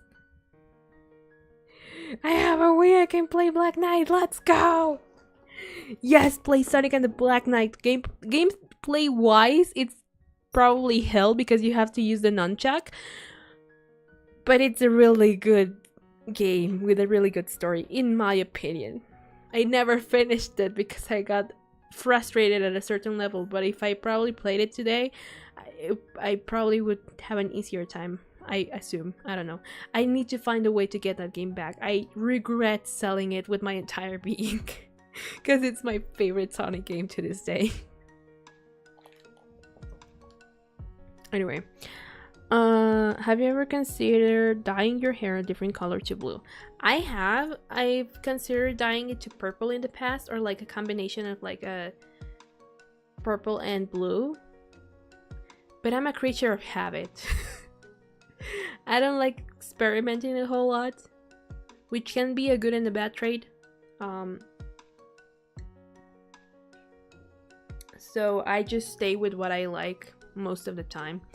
I find it very hard to just go out of my comfort zone and try something new when it comes to like things that I really like my cut of hair, like the hair dye that I use, like the drinks that I drink. Like, for example, whenever I go to buy boba, I never stray away from matcha, even though multiple times I've said, okay, maybe I can try a new one today, and then I just go, can I have a matcha, please? Because I know that's the one that I like. And at that place specifically, because I bought one somewhere else and it was horrible. I've never tried matcha at Starbucks because Starbucks is more expensive. But I would like very much to try it. I think that's pretty much it. But yeah, I think the only other color I've considered is purple. Or like rainbowy, but my hairdresser would kill me if I try to do that. So yeah. Blue it is. Multiple times I've said that I'm just gonna stop dyeing it and go back to my normal color, but I like it a lot and I'm gonna take advantage of that until I am no longer able to dye my hair because it would look ridiculous on me. But yeah. I'll have to trade you games internationally so you can play all games. Yeah. I know a place where I can buy it, but I need the money for it. It's not that expensive, but still, I need to save up for it.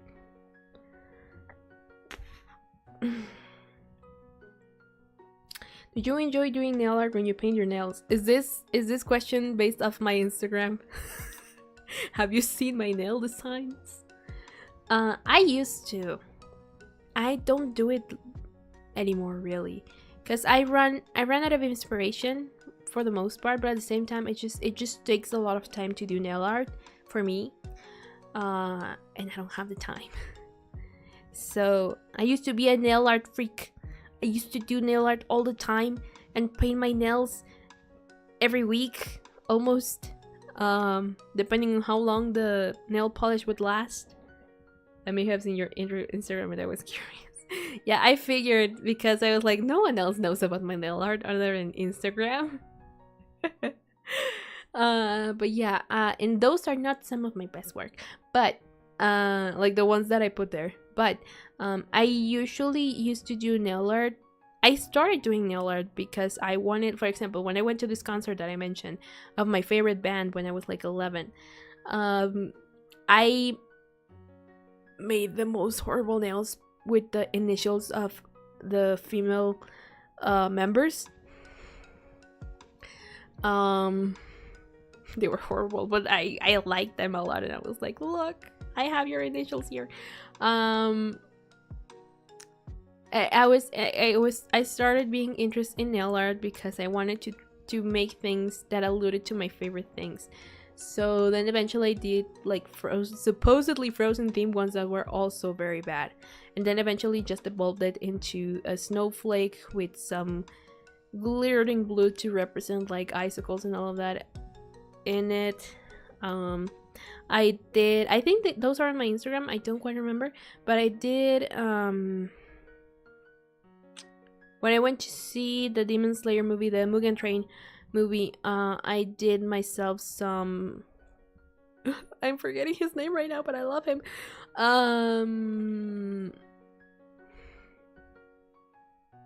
Why am I forgetting his name? Rengoku. Some Rengoku theme nails. Yeah, Rengoku. I don't know why I suddenly forgot his name when he's my beloved, my second favorite character from that series. I just suddenly blanked. But I did Rengoku themed nails after I went to see that. I made myself some Cassandra from the Tangled series theme nails. Oh, a series that I would recommend, an animated series, would be the Tangled series. At first it was called Tangled the series, and then they changed it after season 2 to Rapunzel's Tangle Adventures, but it's the same series. Cassandra from that series, I made myself some theme nails from that. I also made myself supposedly Lady Dimitrescu theme nails. I made myself Beetlejuice theme nails back when I was a huge fan of the musical. I made myself Hamilton themed nails when the professional recording was released on Disney Plus in 2020. I was popular amongst my friends for making minion nails, minion nail art. And even one of my birthdays, I had like 3 people lined up to make them some minion nail art. Even one of my little cousins one time had me like do her nails and all of that. So I used to do a lot of nail art about Frozen, about other things that I like. Oh, Black Widow nails I've also made. And some other designs that are more like original things that have nothing to do with things that I like, but that I was like, oh yeah, that looks cool. Minions for everyone, yeah. Oh, I also made myself like some Lucy Wilde themed nails, kind of. It was just like the color of her dress, with one nail being white with pink polka dots, would represent her scarf. And that was pretty much it, I think. But yeah. So, I like doing it, I just don't do it anymore. The last time I did, it wasn't really a theme of like me drawing things on my nails. It was more of like me combining different nail polishes to make like sort of like galaxy color-ish thing with sparkles, and that was it. But I've been wanting to like try maybe some Genshin styles. I don't know. I haven't drawn in a while, so like on my nails, so I feel like they're probably gonna look very bad. Oh, but yeah. Hey. His fate, no spoilers for what made me cry. First anime that made me cry, right? That wasn't the first anime that made me cry. Season 4 of My Hero Academia made me cry a long time ago. The 7 Deadly Sins manga made me cry. When my favorite character was killed. And I don't remember if any other anime has made me cry, but yeah. But yeah, I was like... But yeah. So that covers the nail art question. What's your favorite flavor of ice cream? There's this one that is sold at a local place that it's supposed to be red wine with berries. That's very good. That is my very specific favorite flavor of ice cream, or tiramisu. But if we want something more mainstream, probably cheesecake or anything lemon, really. I think those are like my basic flavors. Like my favorite basic flavors, either lemon or cheesecake. But for very specific ones, tiramisu and that one that is like red wine with berries. Oh, that's so good.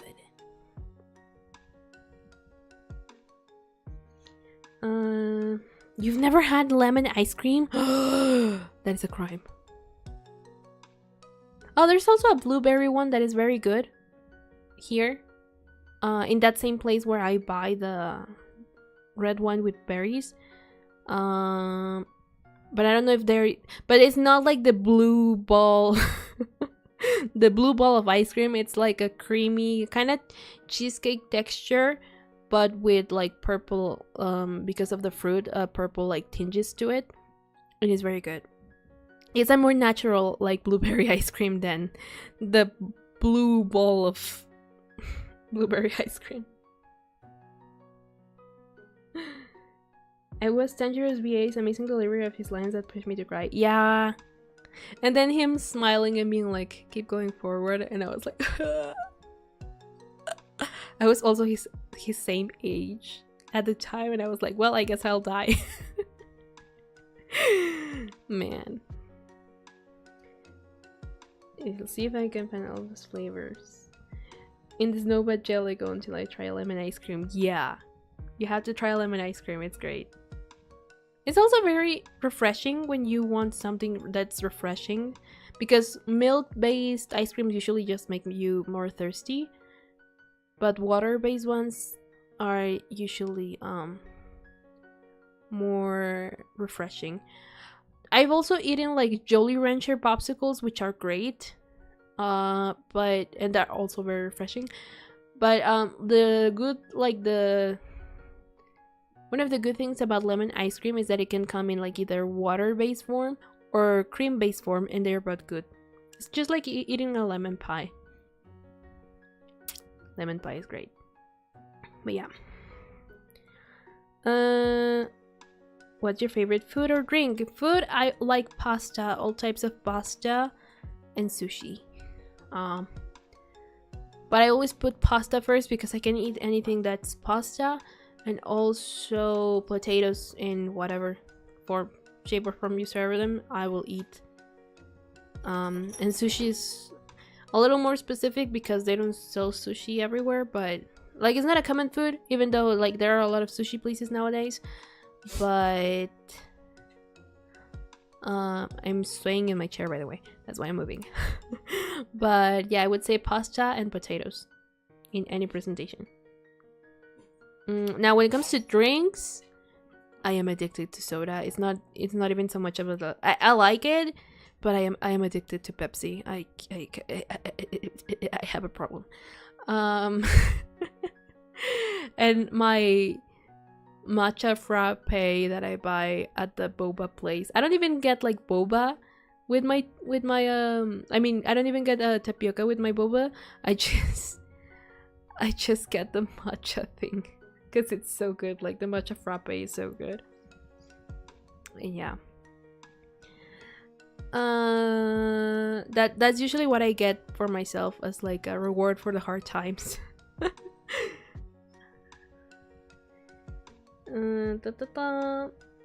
For a drink, do you plan to expand your content alongside covers and streaming games, showcasing your art, more watch-alongs, or something similar, for example? I do. Watch-alongs, I'm still trying to figure out how I want to do them, because if I want to make them like public, like for example like the listen along with it, to be safe, more like safe than sorry, I would have to do it like you can't listen to it or you can't watch it, but here's a timer so you know what I'm listening to or what I'm watching. So I'm still trying to figure out if that would be like a good format, or if it would be better if I just did like an edited version of it instead of doing it live. Because I did have like the idea of making a reaction channel a long time ago before I even became a VTuber, and I have some recordings that I did of like Miraculous Ladybug for that a long time ago, but they never saw the light of day because I ended up not doing anything with them. But that is one thing that I've always had in mind. I also have ideas for another channel that I'm not gonna reveal just yet, but I need to sit down and write scripts. Which is the thing that I have not had the time to, and also make myself like a, not a model, but like a PNG that can be used like as a representative. And I know that when it comes to the type of content that I want to do with that, it's better to switch between the IRL footage and the character footage for copyright claims and all of that. So we would see, because for that we have to make a face reveal, and that is something that is in the future but not quite here yet. It will happen sooner than you think, but not just yet. Because I see Ibra having so much fun with TikTok, and I'm like, you know what, I want to make those videos too. Some of them, not all of them. Like I'm not gonna do like dancing trends or anything like that. It's just like epic related stuff. Oh, a recommendation, everyone go listen to Epic the Musical, the concept album, all 7 sagas that are out right now. It's great. It's based on the Odyssey and it's amazing. If you're not convinced, go watch my listen along of the Wisdom Saga. It's amazing.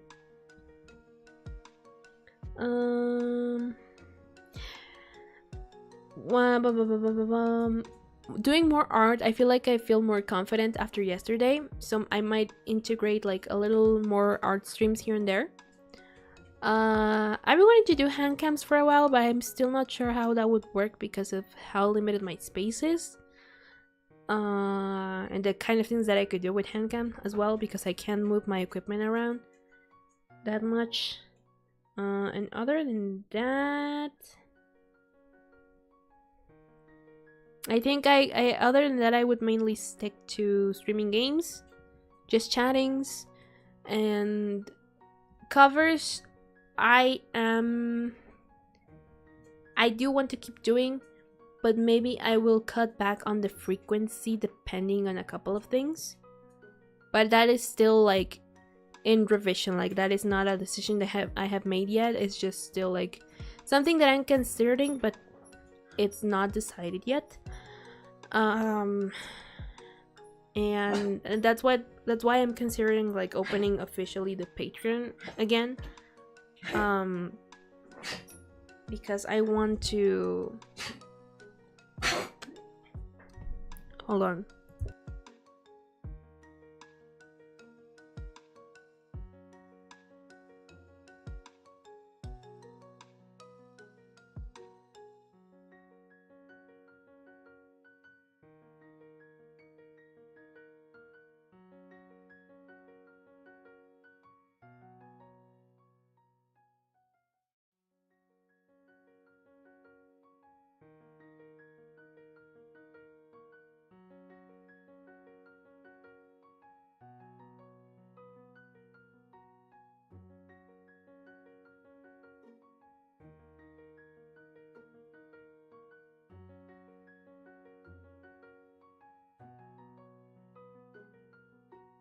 Sorry about that. He was getting really antsy, so I let him outside and then I just closed the door. So yeah. He's very indecisive, so if you hear him crying, it's because he's gonna be outside, but he will go away eventually. It's not so much that he's actually suffering. It's just that he's very indecisive and he wants to go inside, but then he just, like 5 seconds later, he wants to go outside, and that is my endless battle with him. Handcam would only really see use if you're playing a rhythm game or showing a flashy nail art, right? Like, maybe I could do like a couple of nail art streams, but I would need very specific ideas for that, and I don't know if I have that yet, so. Handcams are a little harder because of how limited I am, but yeah. Because the usual handcam is like, oh, cooking, but I cannot bring the cooking supplies here and then go downstairs and then like come back up and all of that, so that's why I don't really consider cooking streams as a thing that I could do, but who knows.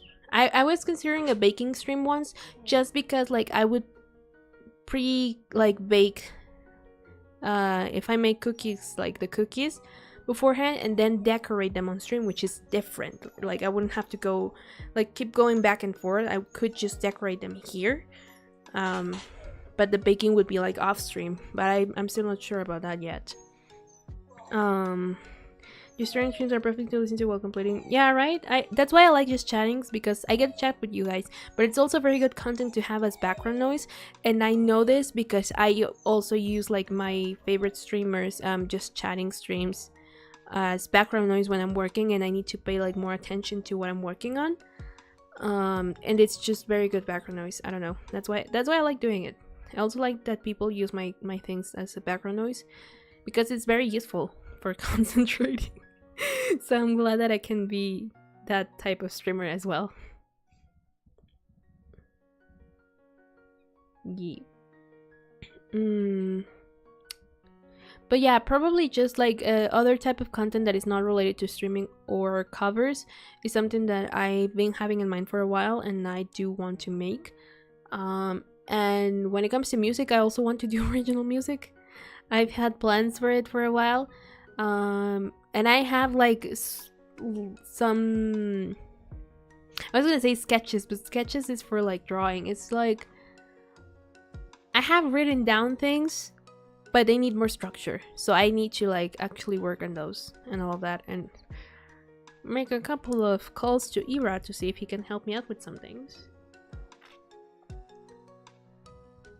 So yeah, I've been also trying to make more instrumentals for my covers. Not every single one, of course, because that's hard. And I don't have that much theory knowledge to like do more complicated arrangements, but yeah, I've also been looking into that, and I've made a couple of things here and there that are not finished aside from my No Longer You cover, but that I do want to like make. For example, I wouldn't make an instrumental for Mixed Nuts, so I would get probably copyright claim again. But I could make a piano instrumental for Akuma no Ko. I said that in a very English way. Akuma no Ko. From Attack on Titan and all of that jazz. So yeah. Do you have a favorite console game, and what is your fondest memory of it? A favorite console game. So like a favorite console itself would be the Wii. Even though I played more with my Nintendo DS, it would be either the Wii or my Power Station 2, which is a bootleg console. That one of my uncles bought for me once, and that is what really got me into gaming, because it had Contra in its single 101 games cassette. But yeah, so it would be probably either my Power Station 2, because it had Contra, and that was what my evenings were when I was younger. I would just boot it up, play Contra endlessly. I never finished Contra, now that I think about it. I need to see if I can find a way to maybe, because it's somewhere in here, like shelf, like that console. I still have it, it's just that I have not used it in years. But I need to see if there's a way that I can like broadcast the picture, like, you know, the image from that console to here, because I know that I can do that with my Nintendo, and I need to get like a special cable for my Wii. But I could probably do that for maybe I just need to see what kind of entrance does it have for that one.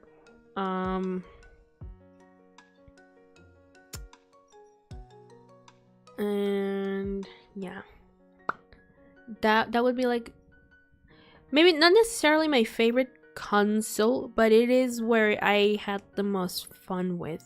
The one that I had the most fun with, aside from the DS, and that I have like some of my most fun memories.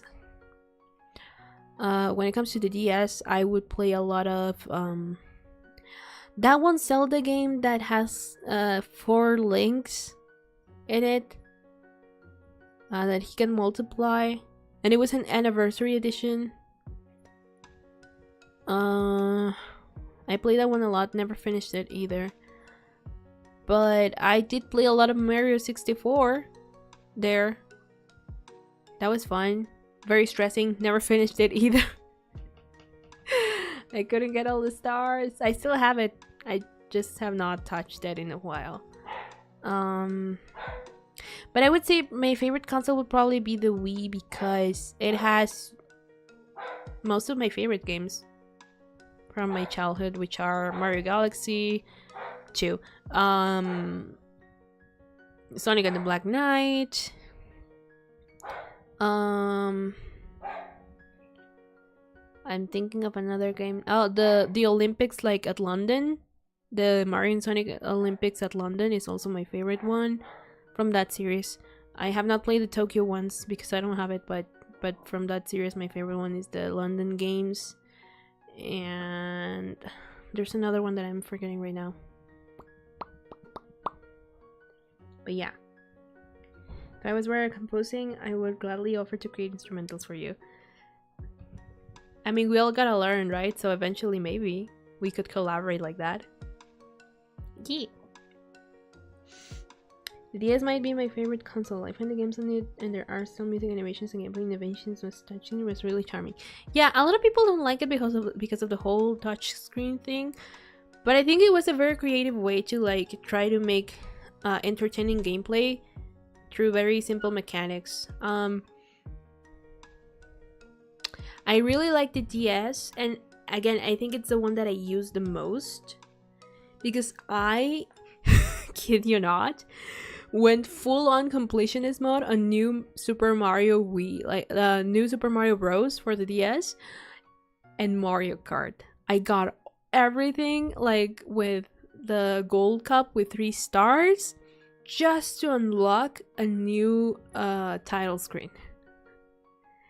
Mirror mode, any kind of mode that I had to do that, I perfected it so I could get that different title screen.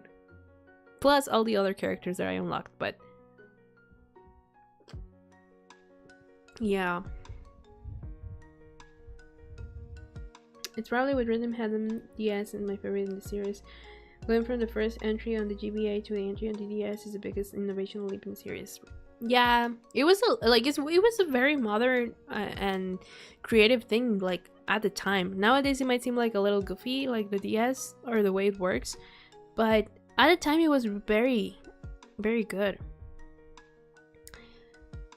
I also had a game about that one movie called Gahul, about the owls. That one was great. I had a Megamind game that I also completed. I think that the DS was the console that I spent most of the time with and I played most games with.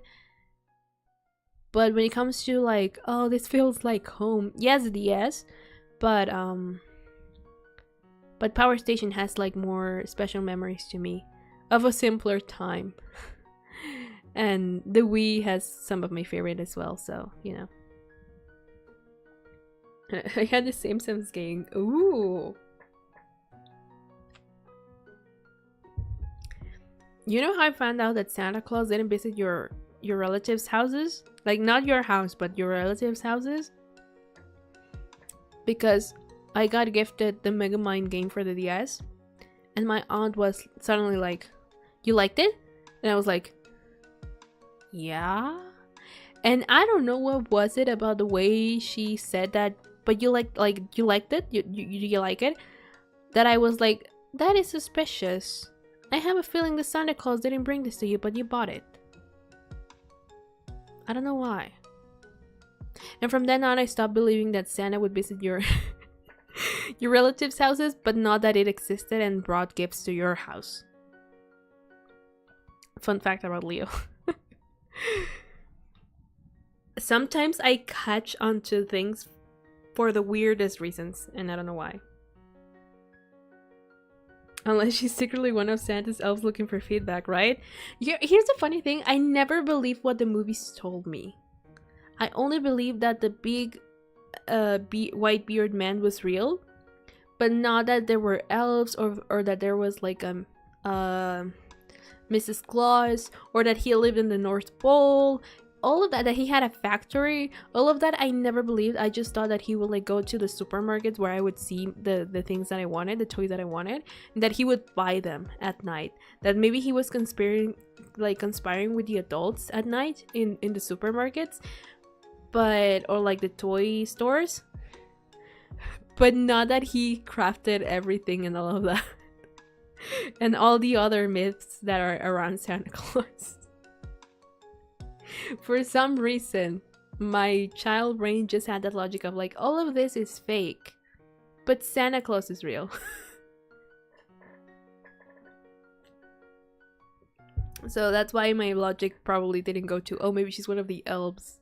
Because for me, he worked alone. How did he get all the money? Who knows? But in my heart, I believe not even that he like took them from the stores and, you know, gifted them to kids, but that he would actively pay for them. Man, that was a different time.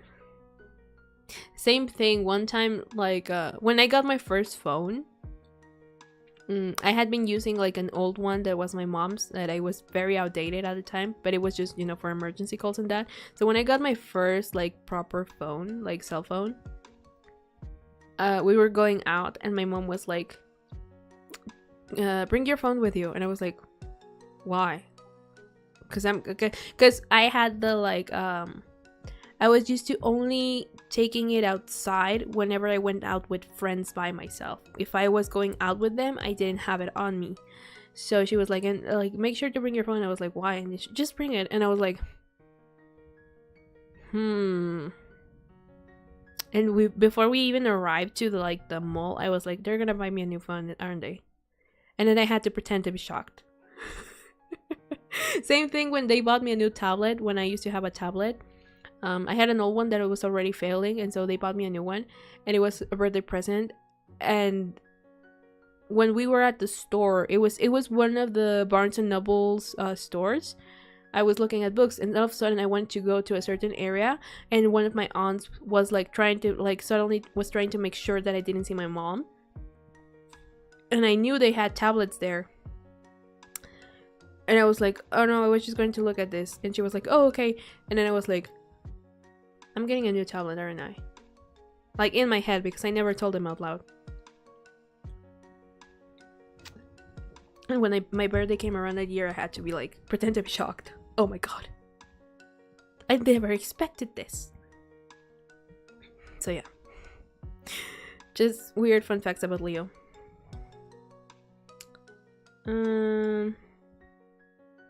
Where in the world would you love to visit and why? Japan. Japan, because it's Weebland. Well, at least Tokyo is, right? But I would probably want to go to Kyoto because everyone says that it's like the biggest tourist zone, and because it's very, very pretty and all of that, and it has a lot of good things for tourists. But I would also like to visit the very specific place that I want to visit in Japan, and I don't know what it's called there, but it's the area where they have the deers, where you can just go and like where deers are just walking around everywhere, and you can go and feed them and they will bow to you if you bow to them. That is like my very specific dream, going to Japan, because I love deers. They're so pretty. I don't like when they lick your hands when you're feeding them, because I have fed deer before, but they're so cute. I just want to be amongst the deer. You've been there, Milky Way? Oh my god! It is my dream to go there. Also, probably Universal Studios Japan, because they have like the Attack on Titan like statues, the giant ones, and Mario World.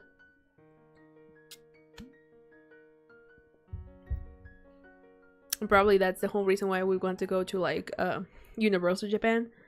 I would love to go to Akihabara. You know, visit Tokyo Tower as well.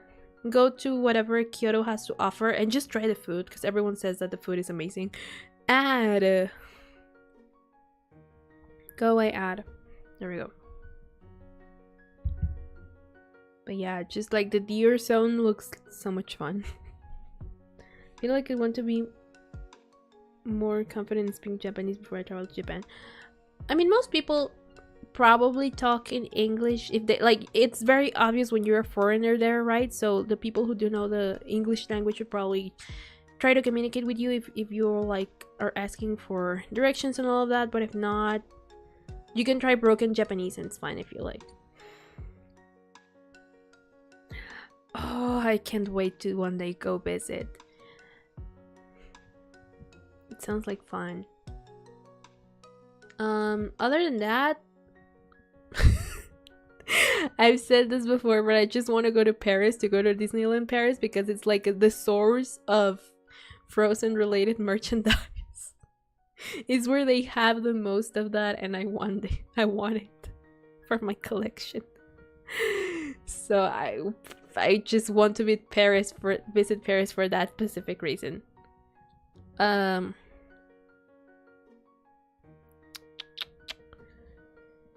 Other than that, I haven't really like explored ideas of like, oh, I would like to go to this place in Europe.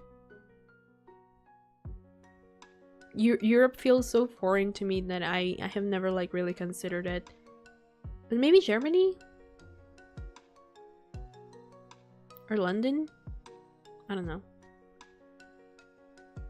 London, because Sherlock Holmes, haha. Fun fact, Leo is a huge Sherlock Holmes fan. I have an entire like kind of like encyclopedia with all his stories.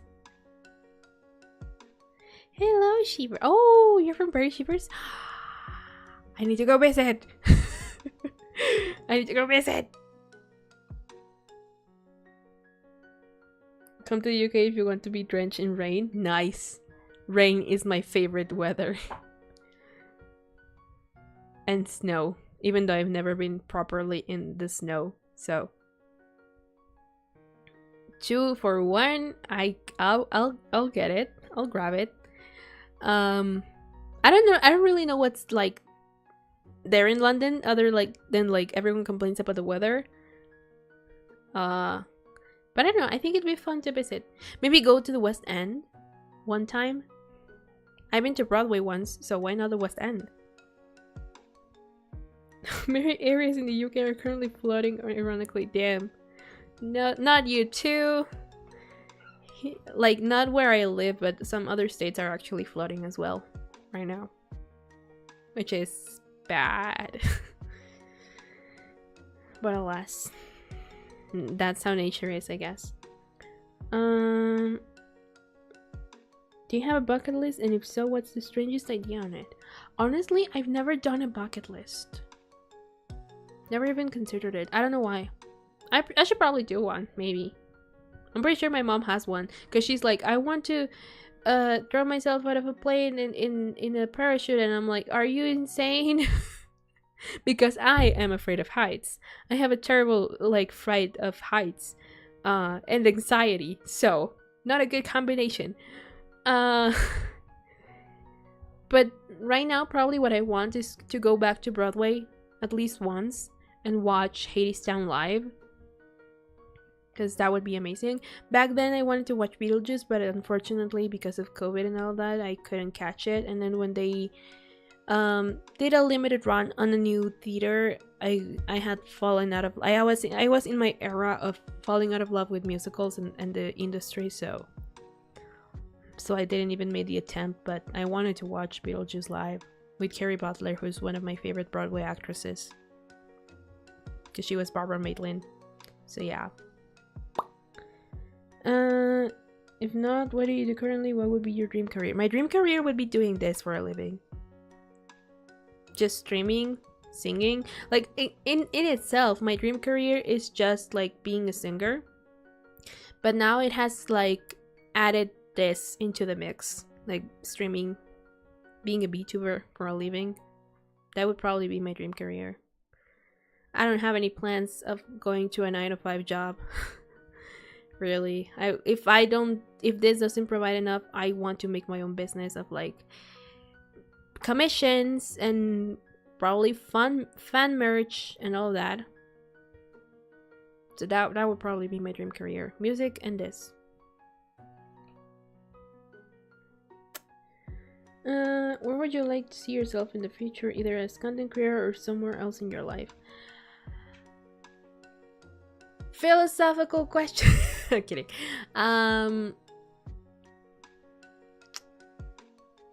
Probably as a content creator.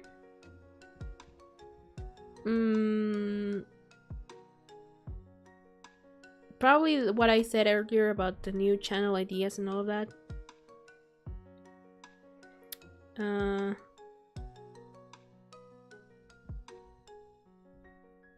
But I really don't like, other than like what I want, that is having original music and maybe doing a concert or two live.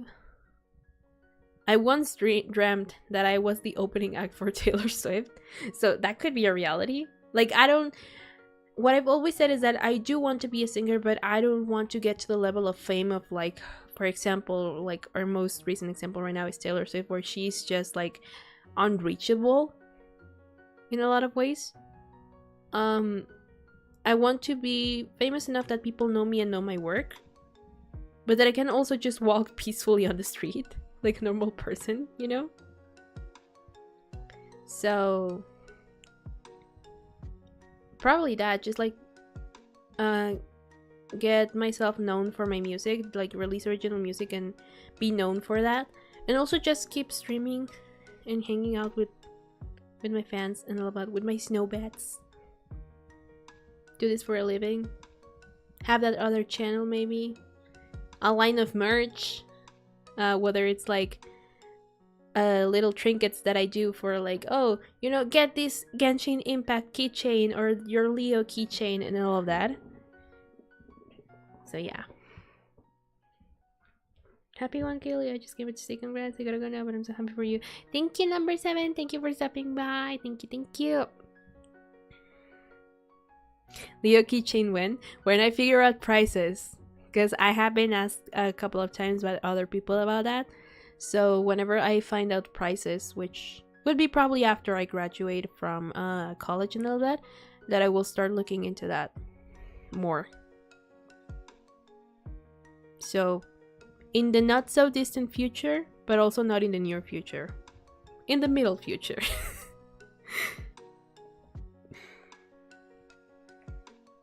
Anywhere else in my life in the future, I mean, just your typical married and kids, but I don't see that as something that would happen anytime soon. It would probably just be very, not like 20 years from now, but maybe 10 years from now, a little longer, who knows. Everything will fall into place eventually. Like, it's not something that I see myself as right now, but yeah, in the future, why not?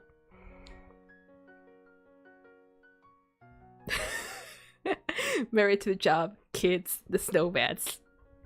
Damn, I am already married and I already have like 1,000 kids. Dang it.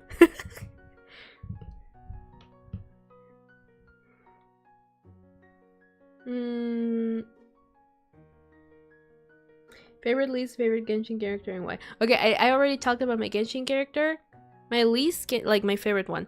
My least favorite Genshin character would be, and I'm gonna get crucified by the Genshin fans if they listen to me. In English, his name is pronounced as Child. I refuse to call him Child, and so instead I just call him Childe. Childe, like how it's written, Childe. Why? Because he's a scumbag and a piece of shit. I don't like him. I hate him with a passion. He's such a... The betrayal in spoilers for Genshin Impact, Art Conquest in Liyue, that had me, and then he was like, haha, very, very like smug and like, I will win and shit. I hated him. I hate him so much.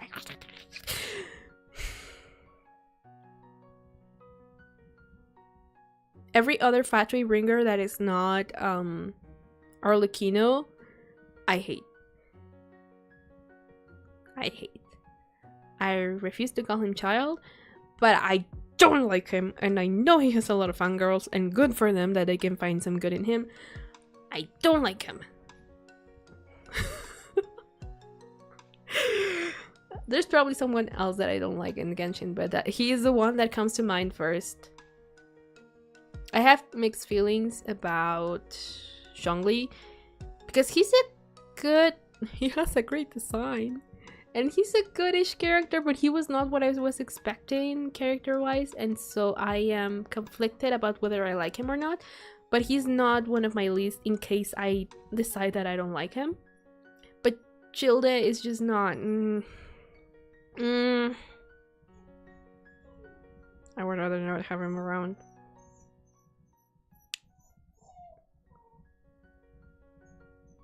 But yeah, anyway. Did your lore backstory take inspiration from anything?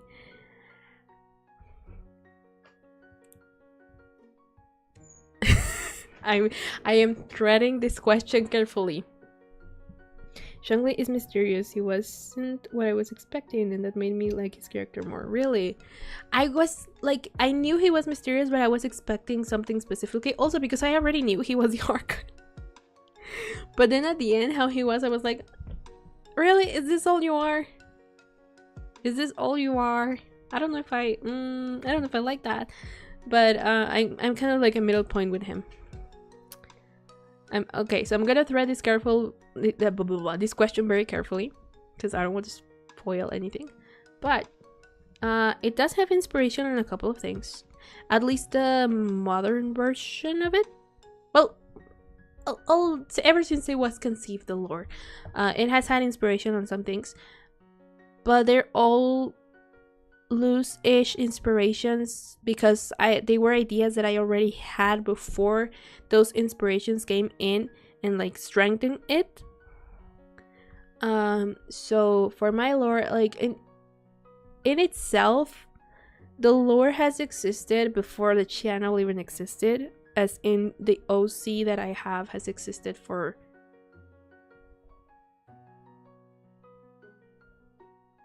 11 years. She's been with me for a long time.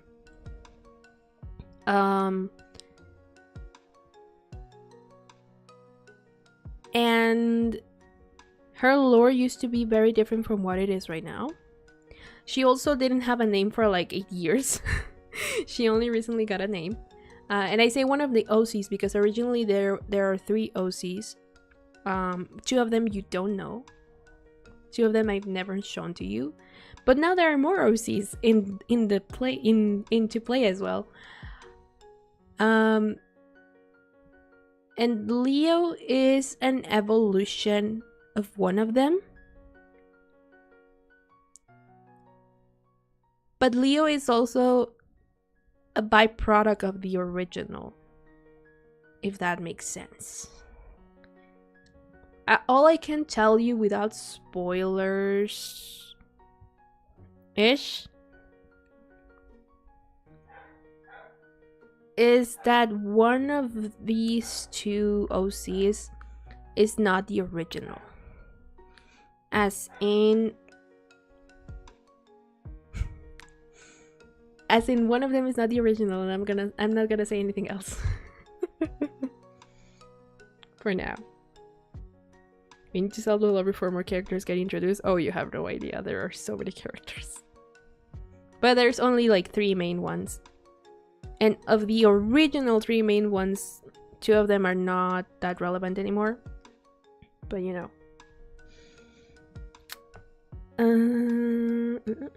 Do you plan to expand your lore and make it more complex?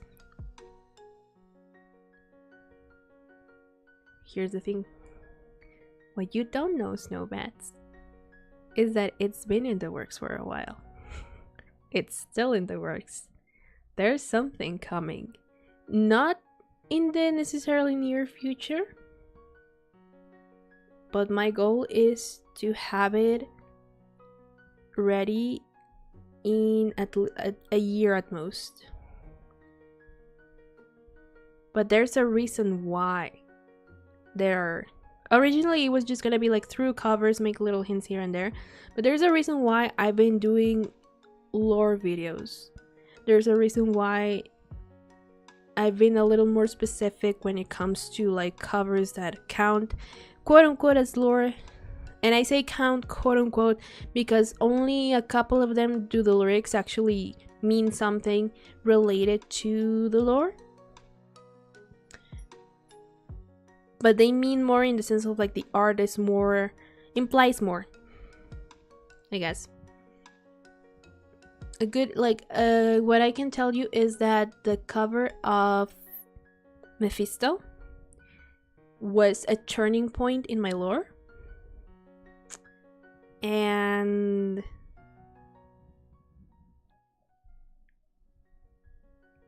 that Going Gone has a lot of hints in it.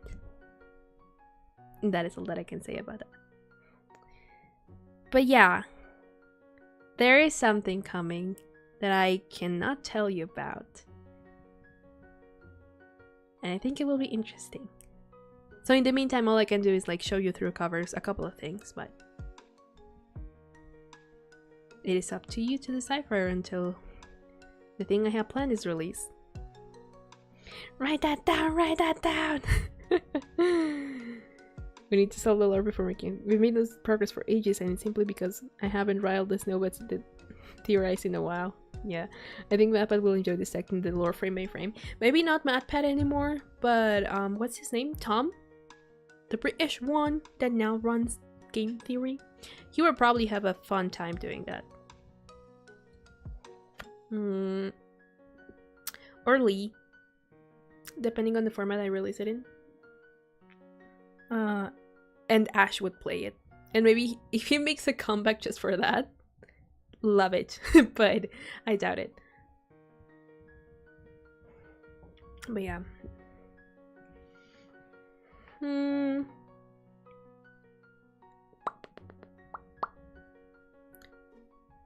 Yeah, I'm still here. And I haven't finished my second bottle. I've been talking more and I don't feel anything. This might be a failure.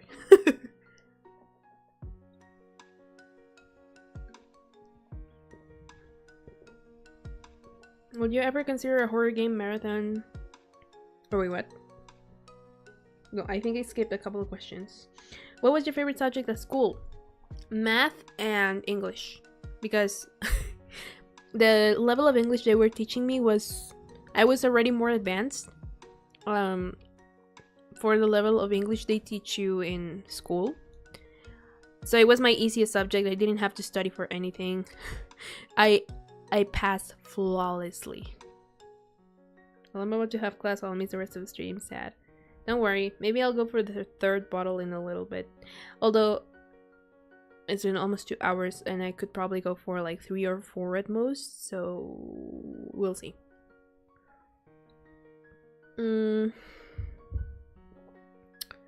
But yeah, English and math. Math because I like equations.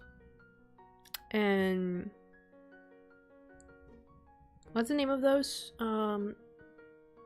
We call him quebrados, but it's the simplification and fractions and simplification. All of that I'm a big fan of. Coordinates I hate, but we didn't see many coordinates until like the end of high school. So for the most part of my middle school, high school life, my favorite subjects were math and English. English because of that reason, and math because it was easier for me in some areas.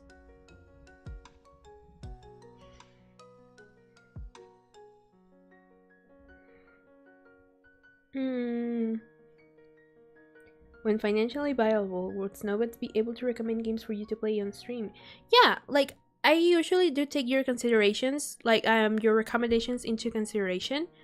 I just add them to my wish list, and whenever the big sales come, it's when I start like waiting down of like, okay, they want to see this, or maybe I want to play this one, but it would be better to get this one and all of that, and I make a budget, which is when I get most games.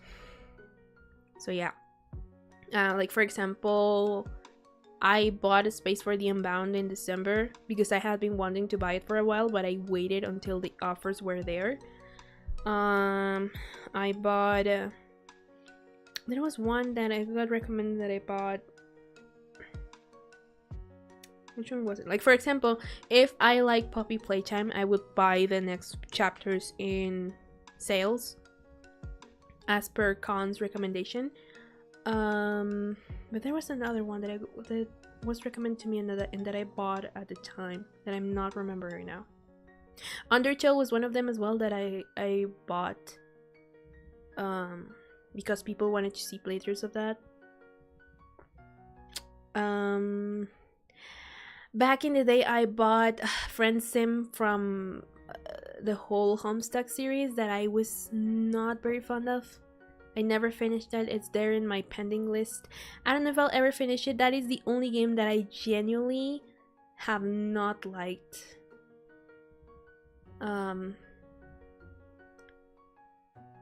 Alcohol intoxication is based on how quickly you consume it. I made the bedroom mistake of downing a drink once. I just drank water, so it was muscle memory, and I was tipsy and hysterical afterwards. The only time I've been like hysterical, as in like I was not drunk because I was still conscious, but I was definitely a little more than tipsy, was one time that I drank what we call here palomas, which is basically a mixture of tequila and I was gonna say lime soda, but it's not lime soda, it's the what's the name of that fruit in English? It's not pomegranate, it's pink grapefruit. It's a soda, it's a pink grapefruit based soda that most people use for like doing like mixing with alcoholic beverages. Is tequila, is that, and some lime and salt, and it's a really good drink. But the problem was that the tequila was already that tequila exists before my grandfather died. Since before my grandfather died. My grandfather died 17 years ago. And he was still alive when he bought that thing various years before that.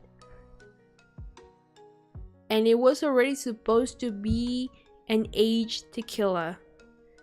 Added 20 plus years, and that thing is strong. And that thing is strong. And so I was not drunk, but I was more than tipsy, and I was just laughing the whole time.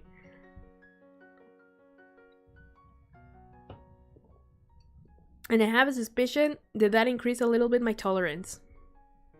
Because I was even dizzy. And I was like, wait a minute. This is not right. Thankfully, like, it was at home with my family, my parents, all of that. So it wasn't like a dangerous situation or anything. I didn't have like hangover, nothing like that, because I wasn't drunk. I was still very conscious. It was a very strong drink due to the fact that that thing has been aging for who knows how long. So yeah. You can perhaps share your wish list. I'm sure some people will be down to buy you games. Maybe. I just need to figure out how to do that. Like, I've been told about that before. Hello, Ekoshar, welcome. But I haven't like properly looked into it, because I know there's also like a website where you can put things like that you may need that people can like finance for you. So I need to look more into that. But yeah, thanks for the suggestion.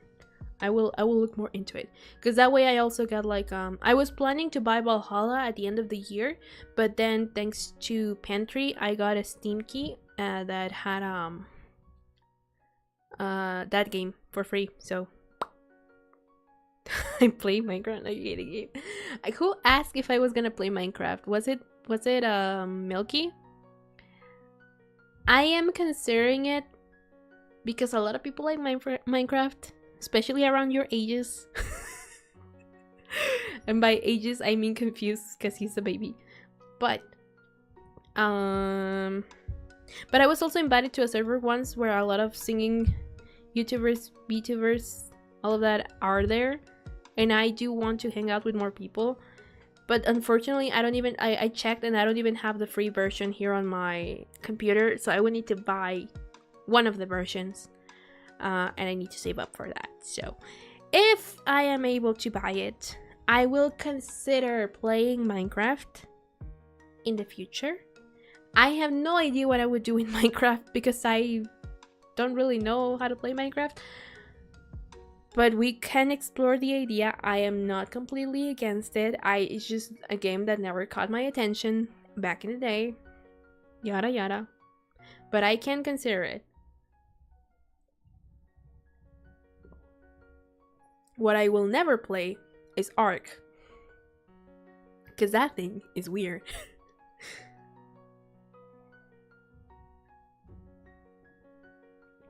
Finish the second bottle, let's go. I should probably go downstairs for a third one. Okay, let me open up the questions again.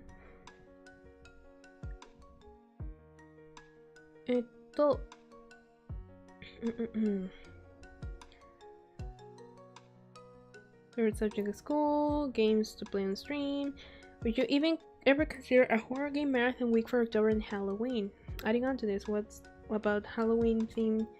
Just chatting with the Halloween decorated room. Ooh, I could work on that. Maybe. How much trouble would it be to theme this around Halloween? I could probably add like decorations and change the color scheme, and that would do for a Halloween room, and then make assets like a witch hat or something for myself. And that could be like a just chatting Halloween themed room.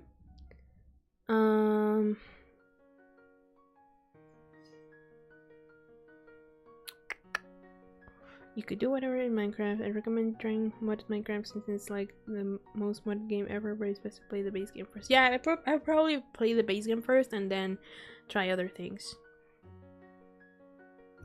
Yeah, yeah, I can work around that. Spooky month is usually Halloween themed. I just like sometimes I have a hard time finding like proper horror games. But I do have a plan for a couple. I usually like do Halloween-ish covers, which are like villain songs and all of that. Last year I tried to make a spooky month, but the games that I played ended up not being so spooky. Only one of them I think was Five Nights at Freddy's. Turns out my computer cannot run it while I play with someone else, or like properly. I would need to see if like it can run it properly by myself and without a model. And I don't know if I want to do that. I'm too scared of Five Nights at Freddy's. Like I don't have the original games. I have the Ultimate Custom Night and Pizzeria Simulator because those were the free ones. But I could consider it.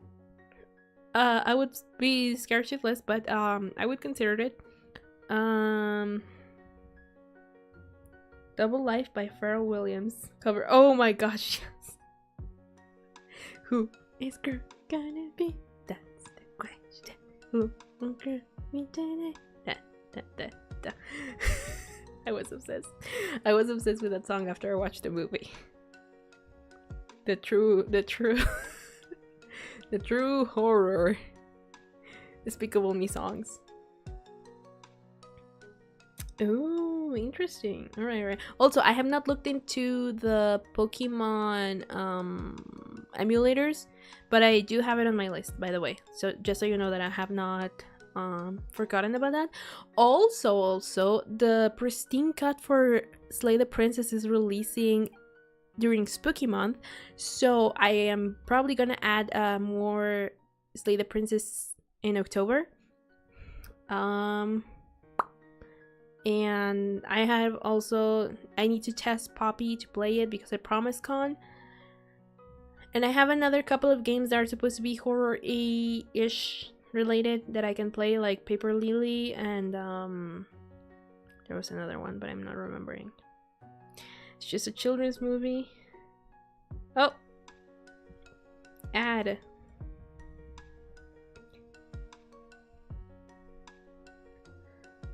Just a children's movie, don't go too hard on the soundtrack. Pharrell Williams, Happy Double Life, etc. Right? Right? Pharrell Williams just knows what he's doing. He's like the go-to Despicable movie soundtrack at this point. Because not only Happy, like Happy was the one that really got popular. So much so that my mom would play it endlessly until I got tired of it, but I really love the song anyway. But also, what was the other one? Like, just a cloud away, way. There's also the Minion Mambo, and yes, believe it or not, there's a Minion Mambo. And what was the other one? The from Pharrell Williams, not the Take Me Far Away. The one from the first movie. I'm having a bad day. That one is so good. I love it whenever they bring it back. But yeah, the Despicable Me movies have no business being like so good at the soundtrack. I forgot about that song from Despicable Me too. Yeah, it's when Margot and Antonio, who I hate, meet. when she sees him at the water fountain. Yeah. I have memorized that movie. It will never leave my system. Because Take Me Far Away is from the first movie when they're at the theme park.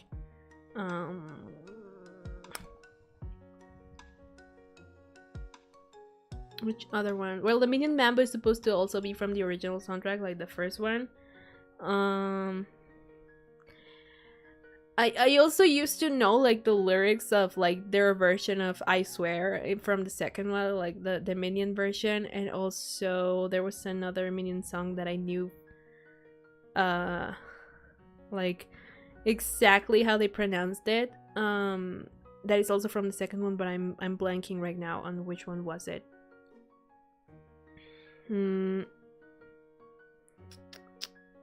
Was it? Oh, do be. I used to have as like my notification sound like the.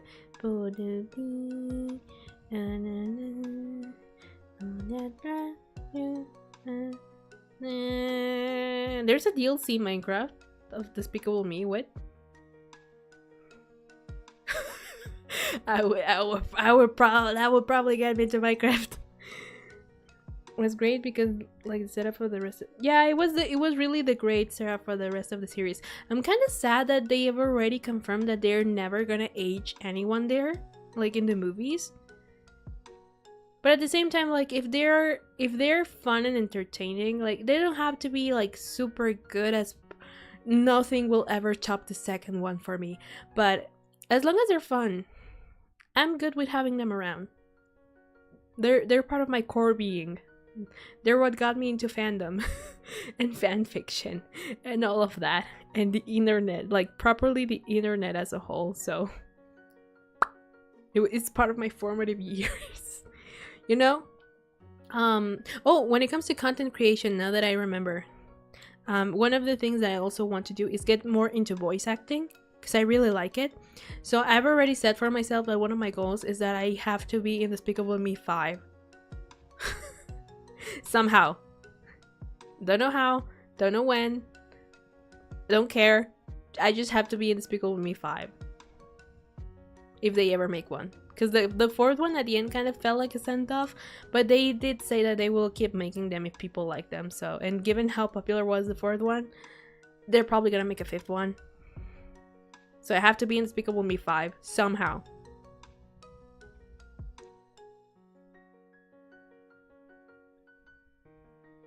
Did they actually confirm that? I don't know.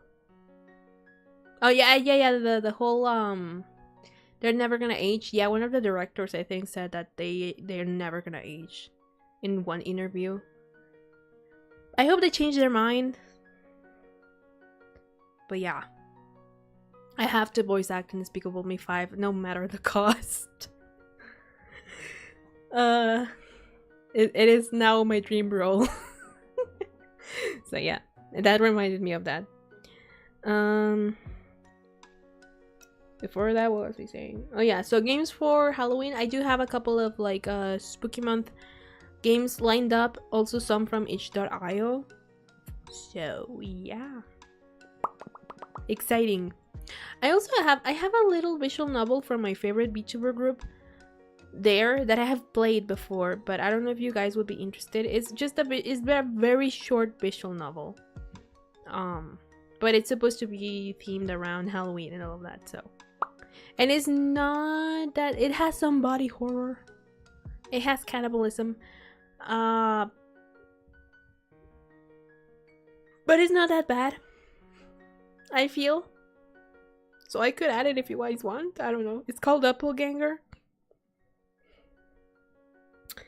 I'll probably leave a screen capture in the Discord server later if you guys want to like see it, and if you want to, you know, if you're interested.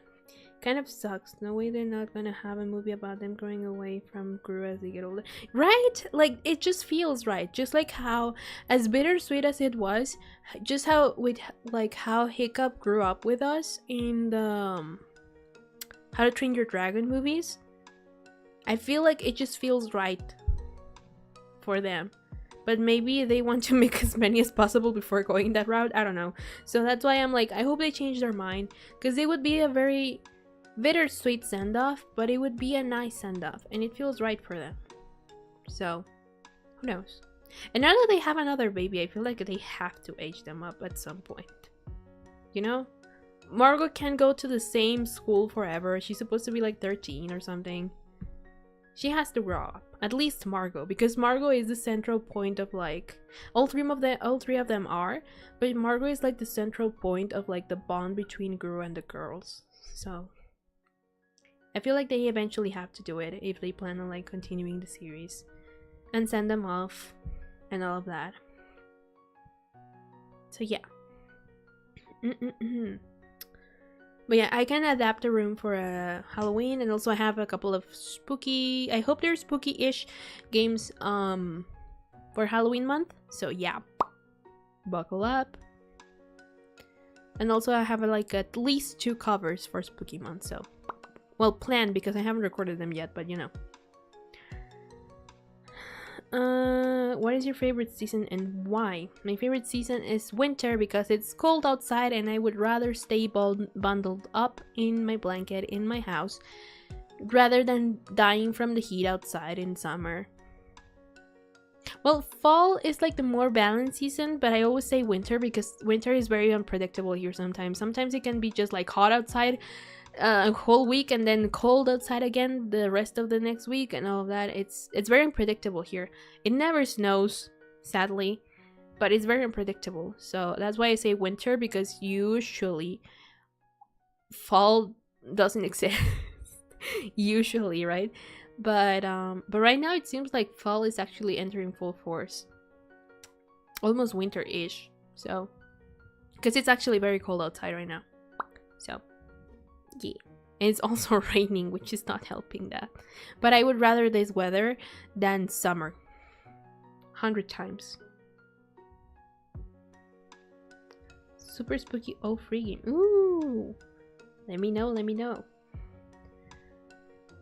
I think a Despicable Me series could go where Gru and the girls and the minions go on random adventures every episode, right?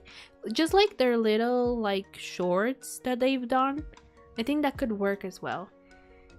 Also, I think they're doing a 3rd Minions movie, which I don't know what it would be about. Like, it's Gru growing up, but you know. I want to see more of Scarlet Overkill, even though she's been in jail for like a million years at this point.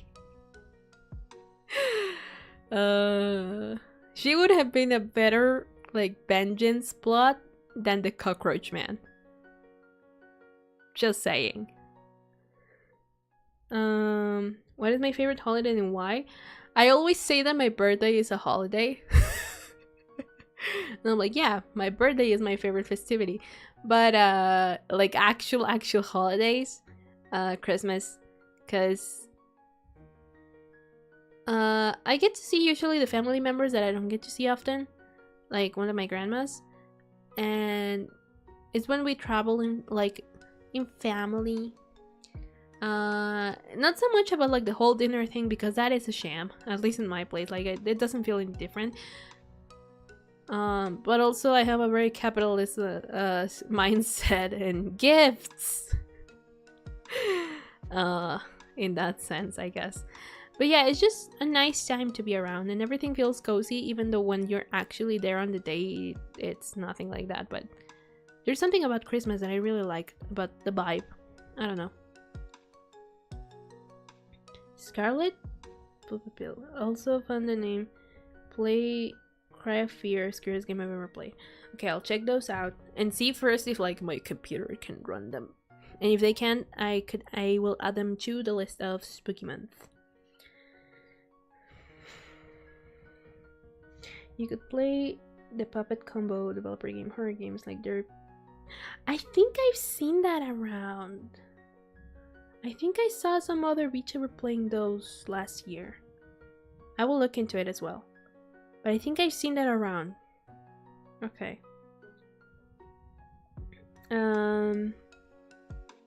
Favorite breed of dog or cat? I don't really know a lot about like breeds of cats, but I just know that I like black cats. They're very beautiful, misunderstood creatures, and all the black cats that I've met are very loving and they always want to cuddle. They're not like these frightening beings that are out for blood or anything like people usually think. They're very cute and they're very friendly, at least to me. Maybe they know my aura and that's why. Also, my mom is taking some like psychology and self-improvement courses recently, and she was like, I know now why you fight so often with the dog. And I'm like, because my dog and I have arguments, because obviously. and I was like, why? And she was, because personality wise you're more like a cat. And I was like, You know, I don't know if that's a good or a bad thing, but checks out. Maybe that's why certain cats like me. They don't give bad luck indeed. It's a very beautiful game. Very beautiful gray cat. Earlier today with a red collar, it came up to me and I wanted to stroke it, but it started attacking the grass. Yeah, cats when they are friendly are the cutest animals ever, and when they want to bite your hand off, they're still cute, but they hurt. Also, like, usually the cats that have like blue eyes are also super pretty because they like really stand out, and they're usually like a beige color, white cats. I think they're very pretty, but I prefer black cats. The little cat slap they do. Oh yeah. Well, you can see me moving my hand, but I know exactly what you mean. My dog does that, but with like popcorn that has spice on them. Because my dad has given him like popcorn with salsa on them. And when he was little, like my dog, he would like not tolerate any spice. And so he would like do the same paw attack to the popcorn to like try to take the salsa of it, but he couldn't do it. Eventually he started eating them like that. I don't know how he adapted, but he did. When it comes to dogs, I probably like the... I don't know if this is what it's called everywhere, but I know it as like an Akita, which are it's the same breed as Hachiko from that one movie. Seeing Leo do the paw attack, right? Whenever I do a nail art stream, I'm gonna be like, yeah, this is the paw attack. But yeah, probably that one, and French poodles, because I have a French poodle and he's really soft and doesn't shed a lot of hair. I mean, that's the dog breed that I had for most of my life. So I've had 3 French poodles. So I would say that's my favorite breed, but I also like Akitas a lot. They're really cute and chunky. You make additional outfits for your model either to freshen up your appearance in streams or holidays? Well. For holidays, maybe not so much because it's a whole process and so bit a little time. But I like the evil face that I'm doing. But I do have ideas for a couple of models, like the dragon model that Confused has mentioned. That one is just in sketch form right now, but eventually it will become a thing. But for whenever the thing that I am very secretive about right now when it comes to lore releases, there's gonna be a new thing for the models, so yeah, I do have plans. I just can't talk about it.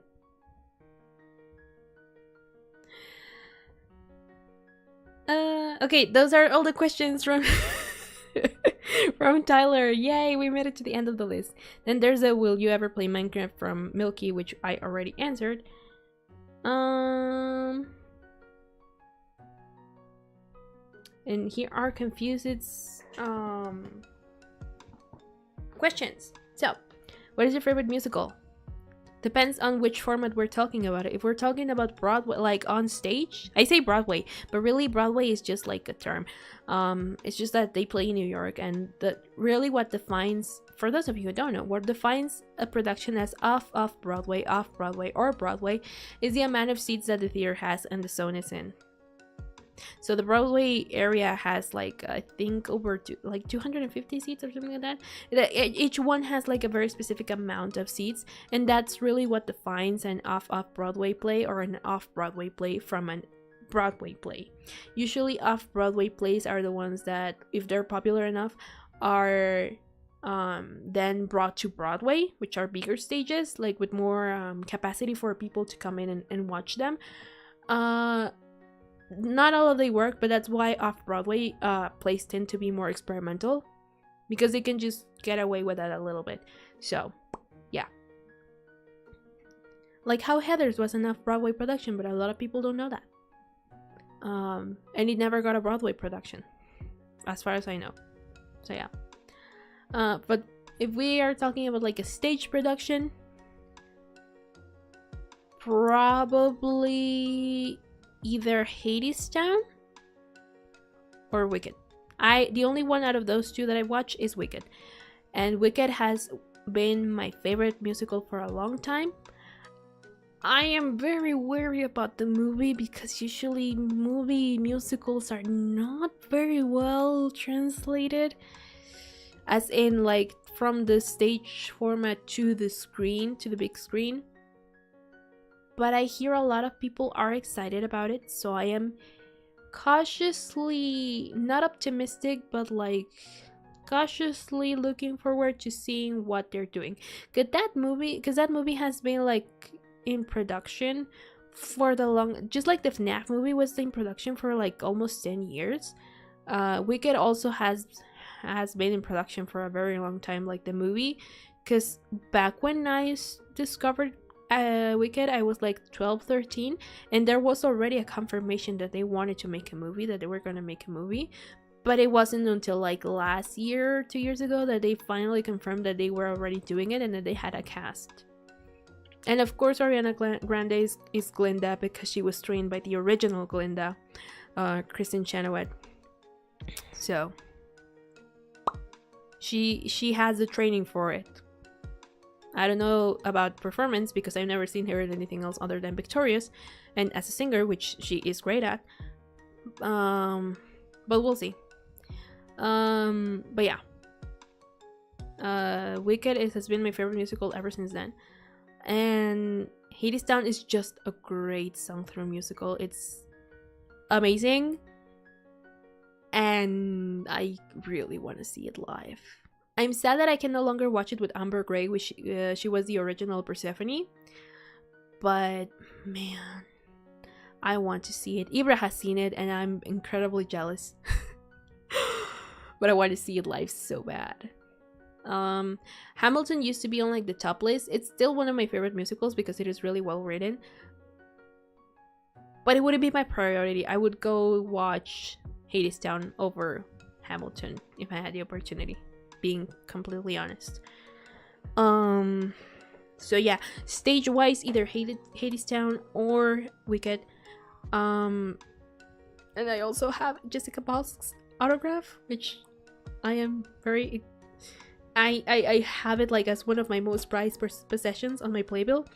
But movie wise, that it's also not a very loyal adaptation from Stage 2 movie, but I think it was well executed all in all. 1969 Hello Dolly movie. I have it in DVD. It's great. The first time I watched it was on Netflix. Nowadays I think it's on Disney Plus. But I even had the DVD, and it was the last purchase I ever did on Blockbuster. Because they were already closing down by the time like I managed to get it. And it was the only copy they had of that. It is also one of my most prized possessions. Hello Dolly is a great musical, and I really, really like it. Very old style maybe, but I feel like I would have been happy in that environment with those dresses and all of that. It's just great. And Barbara Streisand is great in that one. I'm a very huge fan of her singing. Not so much of Barbara Streisand herself, but she is great on that one. She also did both the stage production and the movie production, like as in the main character for Funny Girl, which is also a very good musical. But I like Hello Dolly better. So yeah. I love dogs grew up with like 7 dogs. One of them was named Killer, and you would expect he was the sweetest big doggo you could ever have made, right? Like I once had a dog named Sanson. I don't know if that's the right name in English, but it's supposed to be like this biblical figure that was like huge and strong, and he was the smallest fragile dog you have ever met because he was sick, unfortunately, but he was also a mini toy. So that was also the irony for him, that he was just very small and very fragile. but he had the name of like one of the strongest quote-unquote villains in biblical history, I guess.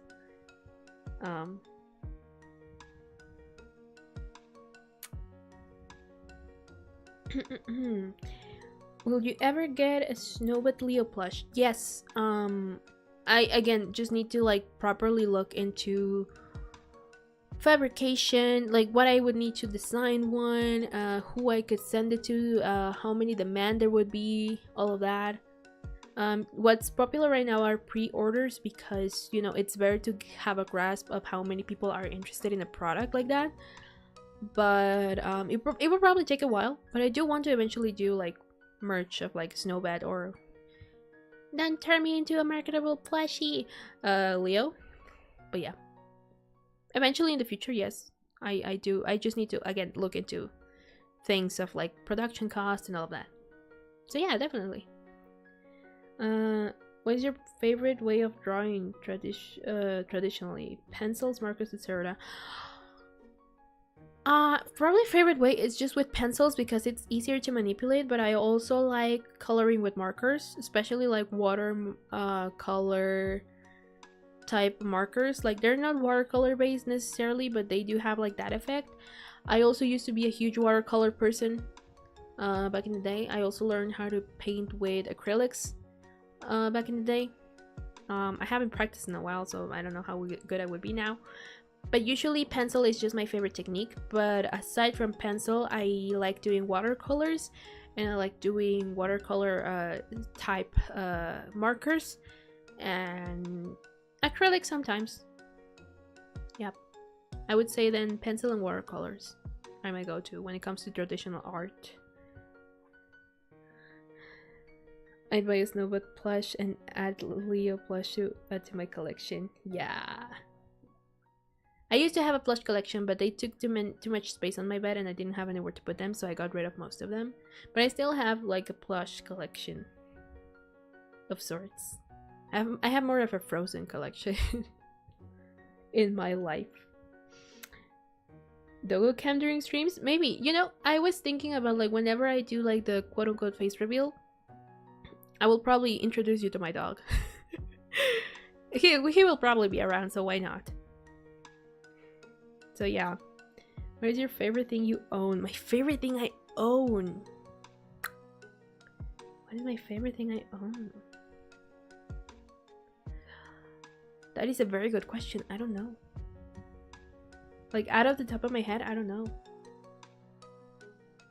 Also, I need to pee really bad.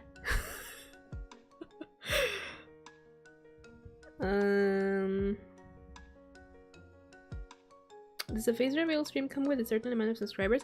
I was thinking about it, of like putting a goal. But I might just be more like out of my own volition than a goal. But I could like add a goal to it to be like, for it to be like more special. So far, like, I don't, unless you guys are insane, I don't think we would reach 2K by the end of November. So because I was gonna say maybe it could be like a 5K thing, but I don't. I mean, who knows? Again, YouTube has mysterious ways, but like I don't want to rule out anything. I doubt it based on our usual speed at which we grow. But maybe if we reach 5K by the end of November, it could be like a certain goal, right? It's more like out of my own volition, but if we want to attach something to it, sure, why not? 5K by the end of November, maybe.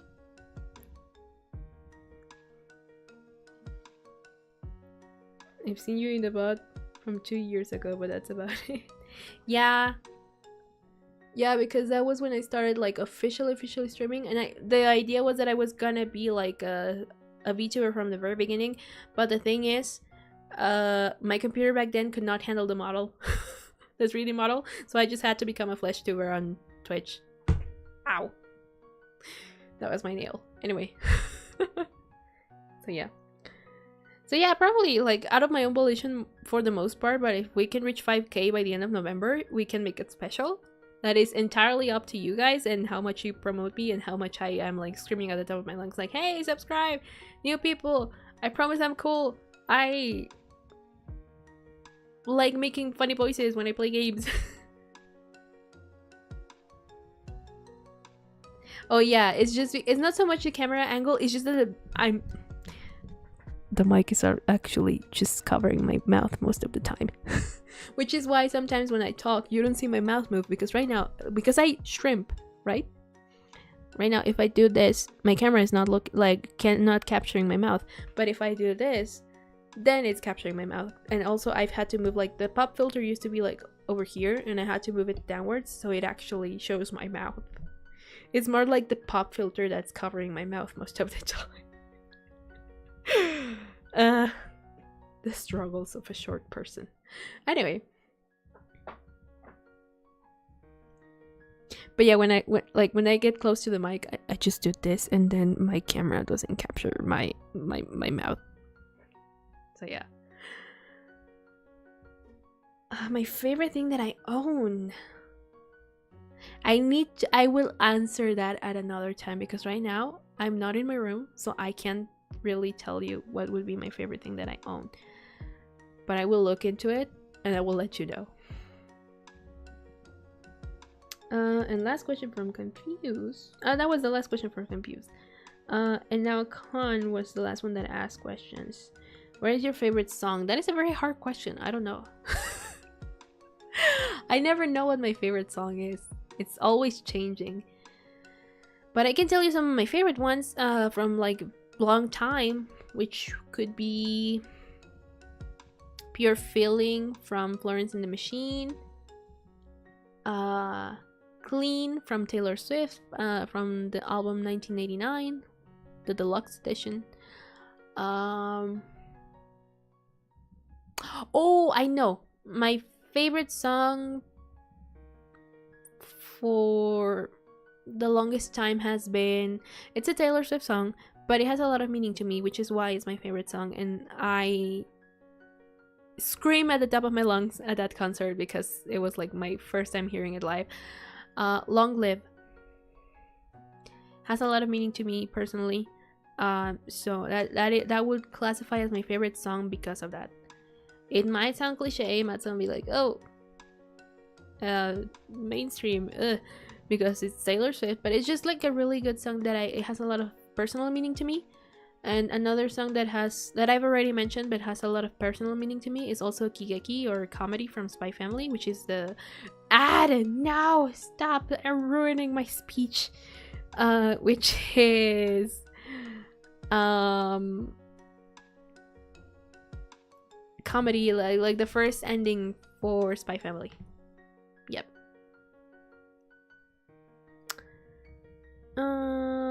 What motivated you to start YouTube? You see, there is, because she's still alive and she's still posting. This singer, this cover artist, because she is completely a cover artist here on YouTube, that's called Anna Pantsu. She's a Canadian singer. And fun fact, she's the reason for two things. She's the reason why I got into Steven Universe, because I listened to her cover of It's Over, Isn't It? From the 3rd season of Steven Universe, and I really liked it, and so I decided that I wanted to watch that entire series from then on until it ended. But she was also, to me, an example of like, you can do this from your house, like from your home. You don't need to like be a professional or anything to start and do this thing. I watched a lot of Let's Players when I was younger, and I always thought like it could be fun, but I would never.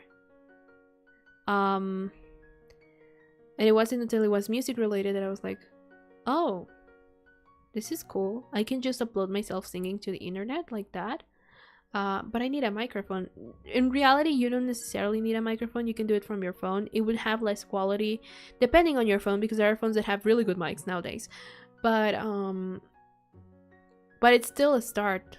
And so one day, I was considering, and my mom was like, why not? I mean, I was still 17. So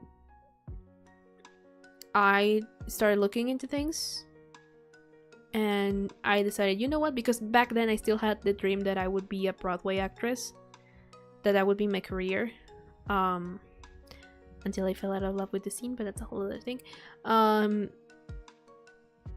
I decided, you know what, I can make this, and this could be like my portfolio for like, hey, yeah, this is what I've worked on, as a sort of resume for whenever I looked for jobs at Broadway. Which is a thing. There are people who haven't discovered that way. Not necessarily for Broadway, they're also for Broadway, but not necessarily just for that. Also like normal singers like Alicia Cara, I think is her name, which is Hannah's favorite singer. She got discovered that way by making covers on YouTube, and all of that. So I decided, you know what, why not? And so I went to see Mary Poppins Returns, felt heavily inspired. I had money with me, and I bought the cheapest USB microphone I could find, and learned kind of how to use Audacity and Hillfilm Express, which is a free editing. Well, it has a paid version, but you can get like the free version of like the editing software, video editing, and that was that. That's how I started. So yeah. Hold on, let me see if everything's still working here.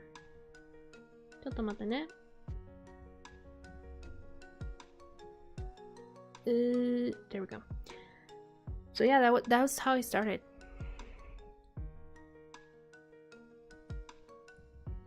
Oh, there are more questions. Okay. If you could give motivation to someone, what would you say? Don't overthink it. And I say this as one of the most overthinking persons. Probably not like the most in the world. There's probably someone better than me and at that out there in the world as well. But don't overthink it. Your best might not be at the time when you start like the best ever or perfection. But if you don't start then when will you? You know? For the longest time I had that like, oh, when I get better at this, I will try this thing. Or when I get better at that, I will try that other thing. But it's just never the right time. And I think I told this to Ivra once, like, I'm all for like releasing high quality things, because that's what you're supposed to do, right? But if you can't at that time, if it's not possible to you, then just release it as is. You know? Someone out there will like it. Maybe they won't. But it's the best that you can give at that time, so just like the key isn't starting.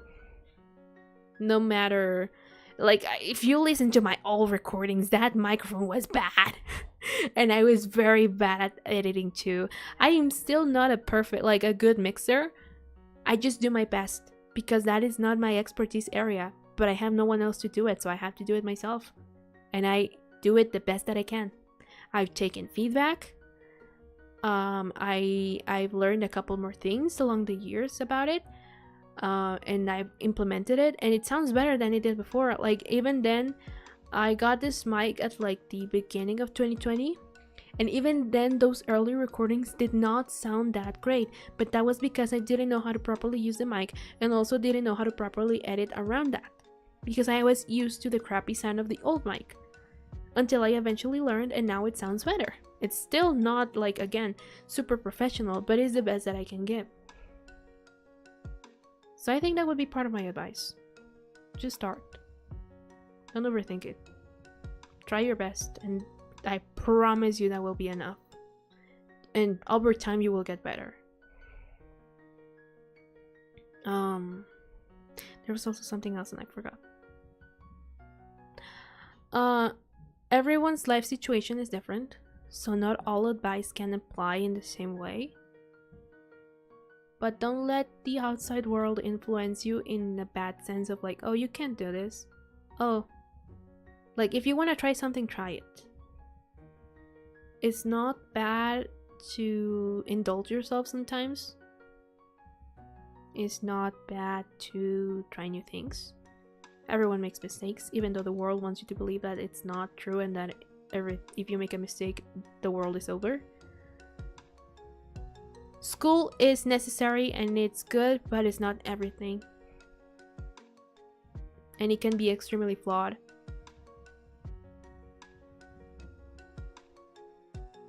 And you can do things your own way. Even when someone wants to crucify you because you're not doing it the conventional way. And I am not the best person at following my own advice, but I do know that I'm saying this from experience. The only person you have to compete against is yourself, not others. And it's good to know when to recognize helpful advice and criticism that is not very constructive, so I think with those base things and working on your self-esteem, because it is something that everyone has to work on all the time and it's a never-ending battle, but it is necessary for you to live, then there's nothing stopping you. Just be you. It's fine. Some people will like it, some people will not. That's just how it is. Everywhere you go. On the internet, IRL. Probably if you go to Mars as well. It's just gonna be like that all the time. And it's hard, but you can find a way to balance it and manage it. So that. Also, for the love of God, sleep at normal hours. Don't be like me. You know how one of the ways depression gets you? By not having enough sleep. I would know. I am trying to get better. I was getting better and then had a setback. But I'm trying to get back there. So, that is also another piece of advice. Anyway. Do you learn song lyrics before you sing them, or do you just grab the lyrics and read them? And for Japanese songs, do you read a romanized version, or can you read hiragana and katakana? So it depends really on the song. If it's a song that I just found out, it's a combination of both. Because for me to record it, I need to know the pacing and the tones. Like, for example, if it goes high in this section, I need to know that it goes high in that section, so I can do it in time properly and all of that. So, and a byproduct of that is because you're listening to the lyrics alongside everything else, because it's oh, here in the, I don't know, the more you were, in more it goes higher, so I need to know that it goes higher in more. And a byproduct of that is that you end up learning at least most of the part of the lyrics, for me in my case, because I tend to have a good musical memory. So a byproduct of that is that if it's a song that I don't know too well, I will learn it just by learning it, the music itself.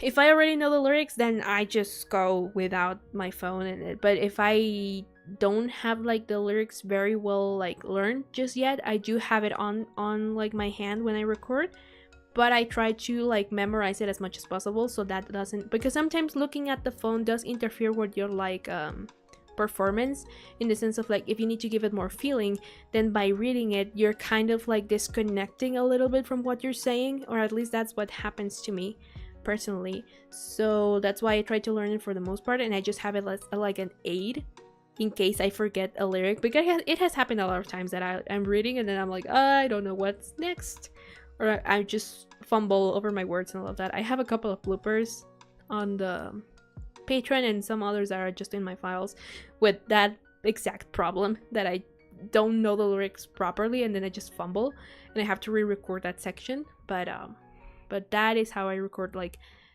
quote-unquote normal lyrics, as in lyrics in English. When it comes to Japanese, I do use romanized versions, but I also listen a lot to the original version, so I know how to pronounce certain things if I am not sure how to pronounce them.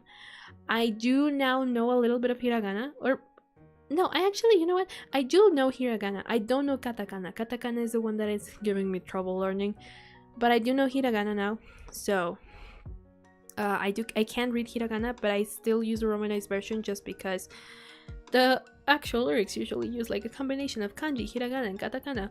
And I don't know kanji. I just know like 3 characters. So yeah, and like 5 in katakana, and that's pretty much it. So I do use romanized versions so I can like properly know what I'm pronouncing, but also listen a lot to the original so I know how to pronounce it and when to enunciate certain things, because also pronunciation gets like shifted around in any language when it needs to fit like a tempo.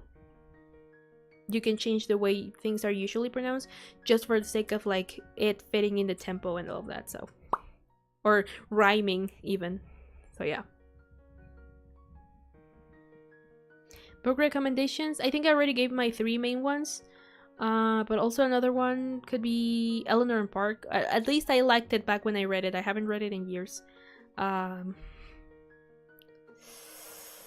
there was another one that I'm forgetting. Oh, the evil... there's a series of books about the villains from Disney that is made by, I think her name is Serena Valentina or something like that. That is like about their backstories, but also has like an ongoing subplot behind it, like at the end of each book. So that one is a really good series. I would also recommend that one. I don't remember what the series itself is called right now, but they're like, if you look for the Mother Gothel book, which is Mother Knows Best, you will find the rest, which one of them is Mistress of Evil, which is the Maleficent one, which I think is like the 4th one. It's a long series and it's still ongoing, but it's good. I like it, personally. You know, fun fact, I actually don't read that much manga. I never truly got fully into it. I'm more of an anime person, but I do own multiple manga volumes. I thought these were my DMs. It's confusing. He was asking me. Well, I have perceived you. I could mix things for you if you ever need help. I'm not a professional, but I'm decently knowledgeable in the area and I've brought many of my friends. Ooh! I will take up your word on that. On whatever next I record. Because I haven't recorded yet. But on whatever next I record, I will probably take your word on that. But yeah. Have you gone pee yet? No. I'm holding it in. I just got too into it and I was like, you know what? It can wait. We just go pee, BRB.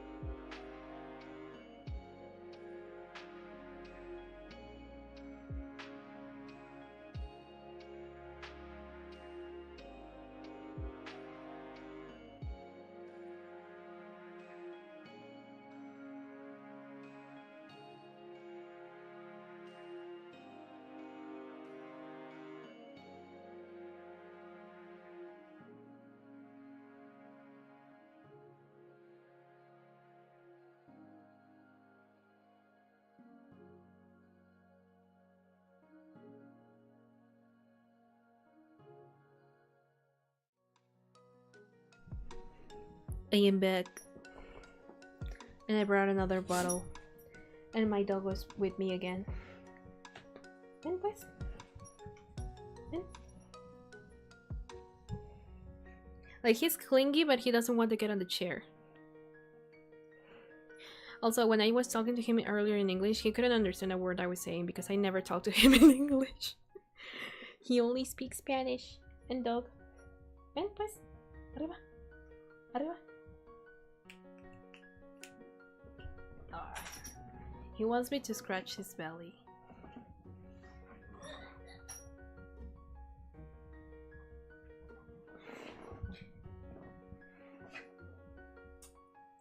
Oh my god. He just wants belly scratches. And I'm like, I'm in the middle of something here.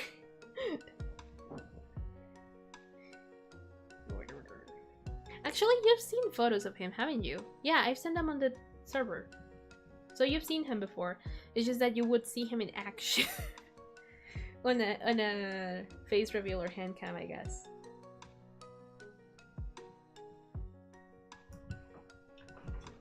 I've given you enough belly scratches. Look. The next thing you record if you win my emails, you can send it to me and listen to how you want it. Send it, yeah, like we can just test it out. Like it doesn't have to be like a pressure thing, right? Like it's just to see how things work out. All of that. If you have more experience than me, then you would probably be better at me than me, like my mixes. So that's already an improvement. But yeah, we can figure it out. Third bottle. Oh, that's a lot of foam.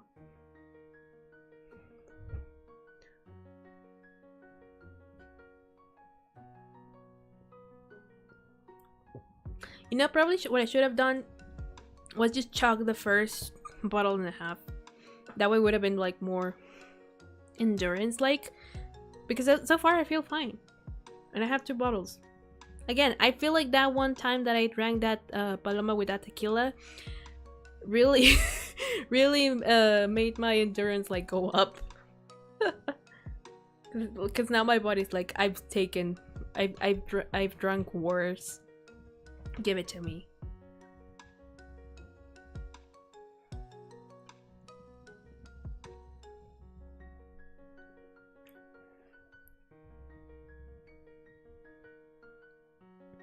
Yeah.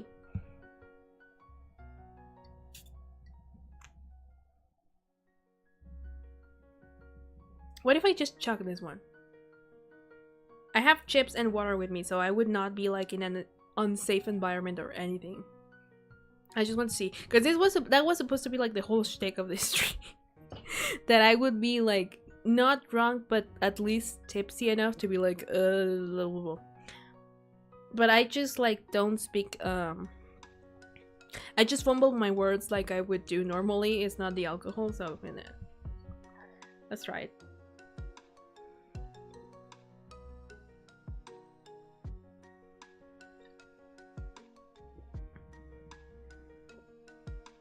How do people swallow and keep drinking? I don't know. I can't do it. I need to go like chug by chug.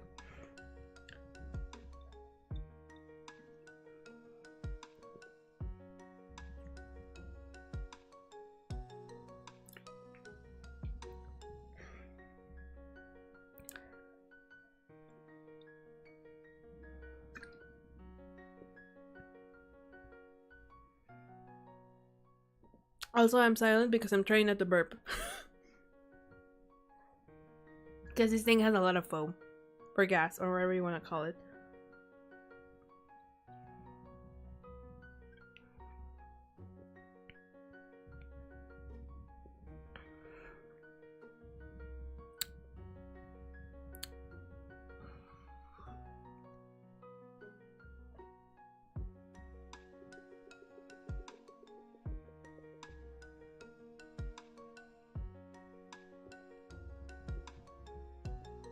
I also don't know if you guys can hear like the bottle and me gulping. If so, then it's like a sort of ASMR, I guess. Sorry about that. Again, I'm just trying to like control it, but it's hard. because there's a lot of foam in it.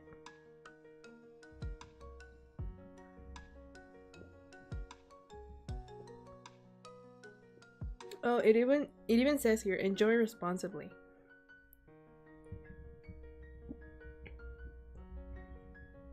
Alcoholic beverage prepared with apples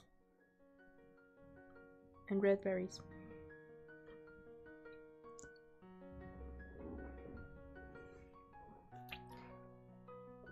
Now, I almost choked there.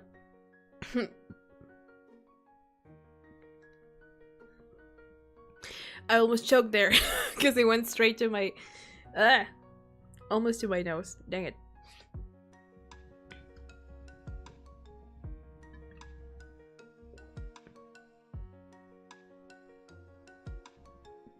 Like I felt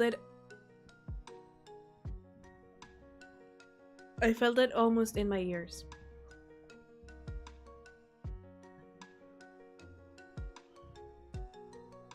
When I sip. There we go. Third bottle done. Try not to burp. I was gonna say, like, I feel nothing, but I just needed to settle in to see if I actually feel something or not. And this whole time I have not gotten itchy, so maybe the itchiness has to do with how fast I drink it. I usually don't drink fast, but...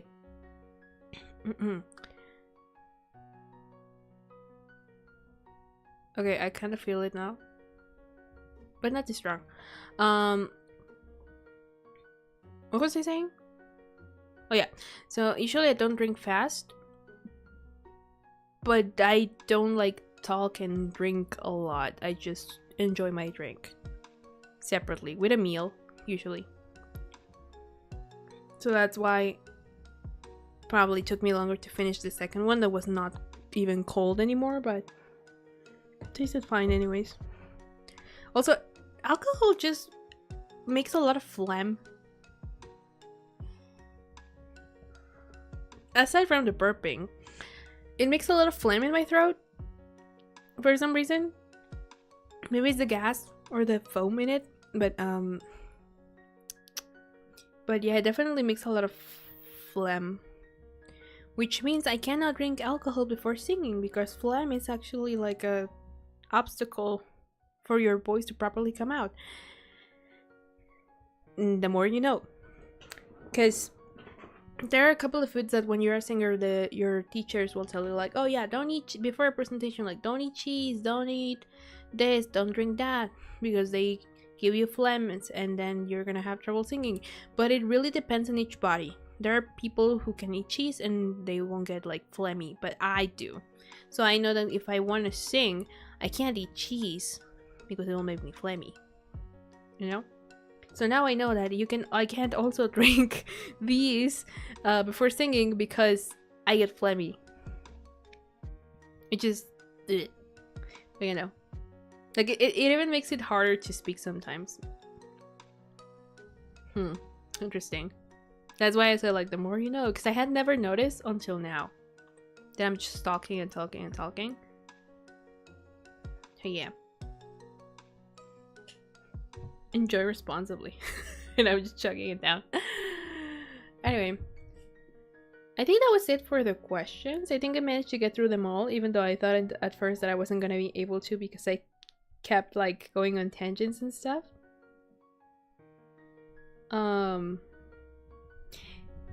But I think we managed to get through all the questions. But also, I had promised that I would do Papa's Race Area if I had the time, but it's been 3 hours already, or 4?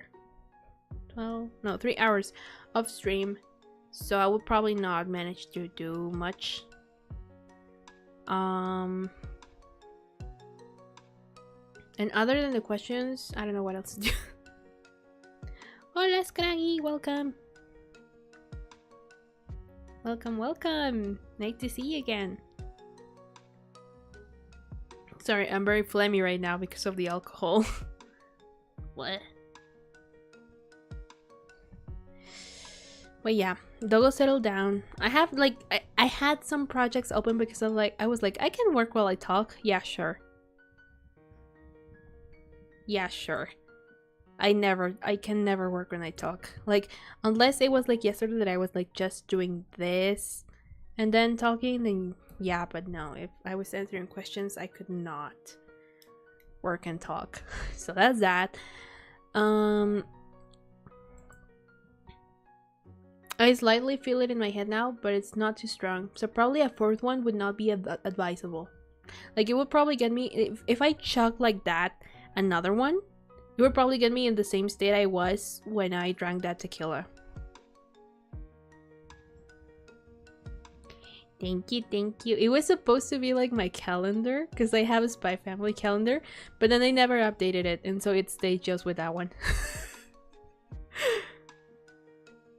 Man, I should probably update that. Maybe I can update it for like the spooky month room. See what is the next picture in my actual calendar. And update it. But yeah, it was supposed to be like I would change it each month, and then I just never did. I just never did. We're stuck in September forever. Actually, now that I remember, when I was talking earlier about me going to the Era store with Taylor Swift, you see that box at the top, like, of your left side, like this cream colored like little box that is like at the top of a shelf next to the bed. That is a representation of the fan merchandise that I got that I didn't want, but that I had to buy in order to get a ticket. Because it's like, it is not my most prized possession in the sense of like, this holds a lot of meaningful value to me, but like, this is the price that I had to pay to go see, to go to that concert, you know? Like, I didn't want it, but I had to buy it. It's like a representation of that, in a way. I still don't know the answer to confused questions about what is my most, like the favorite thing that I own. Does your IRL room really look like that? Not quite. It has some elements that I have in my IRL room, like my microphone. Some of the plushies. And the chair, but for example, the chair isn't blue. I do have like the calendar for Spy Family, but it's not in that position. I do have the Funko Pops that are up there, but they're not in that position either. I do have manga, but it's more than the ones you see there. That box is not like at top of a shelf. It's somewhere else in the room. My sheets, and I don't have a canopy bed, which I wish I did, but I don't.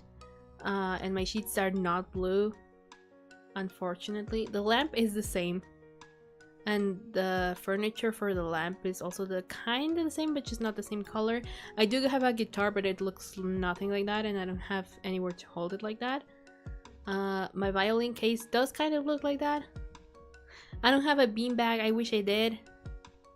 You know, there are things here, and my room is not black, and I don't have like a colorful line there. I wish it did. It would look cool. But yeah. So only a couple of things are like my IRL room, but placed differently. And others are completely made up, like the curtains and, you know, the color of the room and the multicolor line. Things like that. I don't have this kind of desk. I wish I did. A bunch of trinkets, yeah. Hello, Maple! Welcome! I did answer. I think your question was the first one I answered. Give me a second. Let me open the door. The blah, blah, blah. Door for my doggo. Oh. Hold on.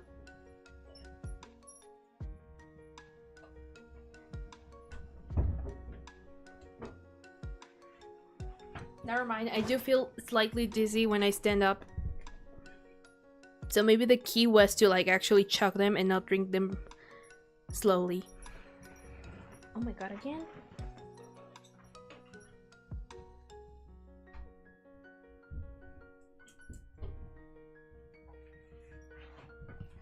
The actual oak. I am slightly. Shh. I am slightly dizzy. I am slightly dizzy. Achievement of the stream. Gotten. I don't even know how to say words. We achieved the purpose of this stream, which was to get me like slightly dizzy. That was my pen that fell off because I was holding it by the end of it. How old am I? 23. God, I feel dizzy. I should not have stand up. No, it's because of the drinking. The whole shtick of this like celebration stream was supposed to be that I drink until I get dizzy. So mission accomplished, I guess. And all I had to do was chug a bottle and not like drink it slowly and responsibly like you should. I do have water with me, so it's fine. But now that I stood up because I had to open the door for my doggo, I was like, wait a minute, that doesn't feel right. Am I too late? Not quite. I am going to end in a little bit, but I did keep most of the stream drinking. So yeah. How far are you in Omori? I'm in Deeper Well. I'm trying to find basil inside of a whale. I have not fought the witches yet. That's the zone I'm in. Yeah, no worries, no worries. I know that this is a hard time for like people in America for me to stream because of school, but yeah. Ito, new design for the PS. They released new designs for the Project Sekai movie? You're disappointed? Oh no.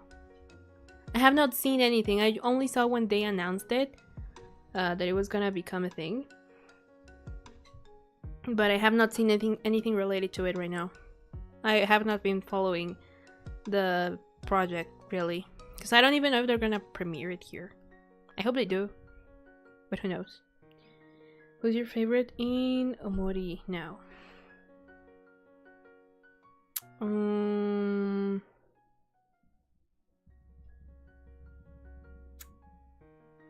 Still, I think still Hero. I still like Hero better. I don't know.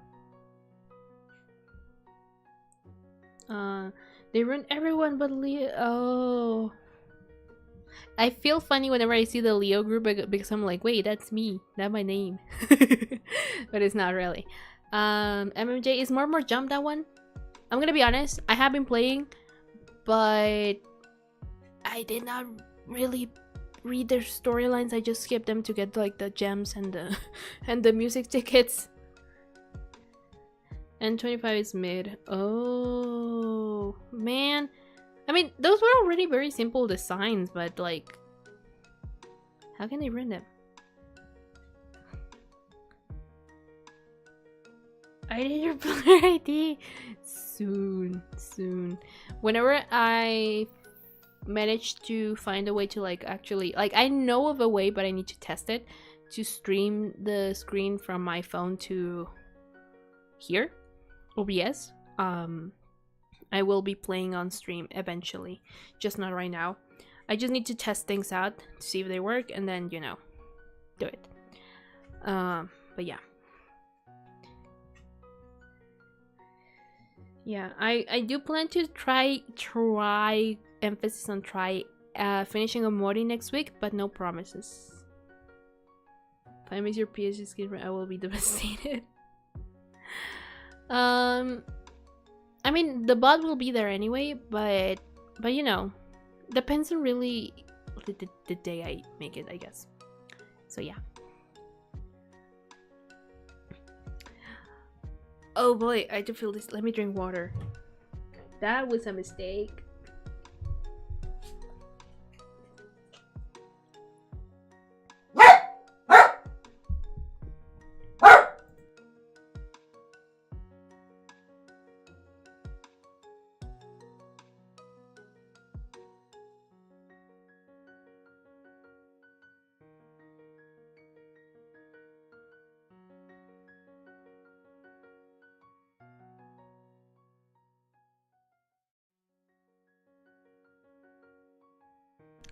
Sorry about that. My dog has been angsty a little bit, so yeah. Should make it on Tuesday because I get out of 2:30 on Tuesdays. I will try to schedule it for a Tuesday then. I don't know when yet because, for example, next week October starts, and for October I do like spooky month, which is like spooky / scary-ish games. But if not in October, then maybe November. I will try to schedule it on a Tuesday and see how that goes. Because I also have like a lot of games for that, for spooky month, so I need to make time for everything. So yeah. Next week I have the day off, so I'm gonna be playing Omori for like 4 hours. Who are my favorite Genshin characters? I mentioned it at the beginning, but it's Neuvillette, Risley, Alhaitham, Kave, Sino, Tainari, and Farina, I think. Yeah. Kave is great. I'm just mad at him because I couldn't pull him when his banner was on, and I waited for over a year. I haven't really, like, here's the thing, I have not reached Fontaine yet. That's the thing. So I have not really seen much of Liney and Lynette to have an opinion on them. 3 p.m. US time. What time is that? So EST or PST? I assume EST. So that would be like about almost an hour ago. The problem is that that time usually coincides with my lunchtime, so that's why I don't stream at like around that time. I used to stream later because it fit better my my schedule. I do have plans of maybe doing like once every now and then like a later stream, so people who are not able to watch these early streams watch them, but I'm still figuring that out. Nice. Yeah, so Liney and Lynette is more that I don't know too much about them yet to know if I like them or not, rather than anything else really. Oh god, I'm dizzy. But yeah. So, and I mentioned another character, but I forgot. Oh, Beidou. I like Beidou. Yeah. Beidou's cool. I think those are my faves so far. And that's pretty much it, I think. And honestly, I don't know the backstory or anyone except for Kali because she's one of my favorites. I only know like the stories of Kaveh and Alhaitham, Risley and Neuvillette. I know the story of Furina because I know the whole Fossilers thing. It's great. I like it a lot. Saido and Tainari are more like vibes that I like. I don't know their stories quite well yet. And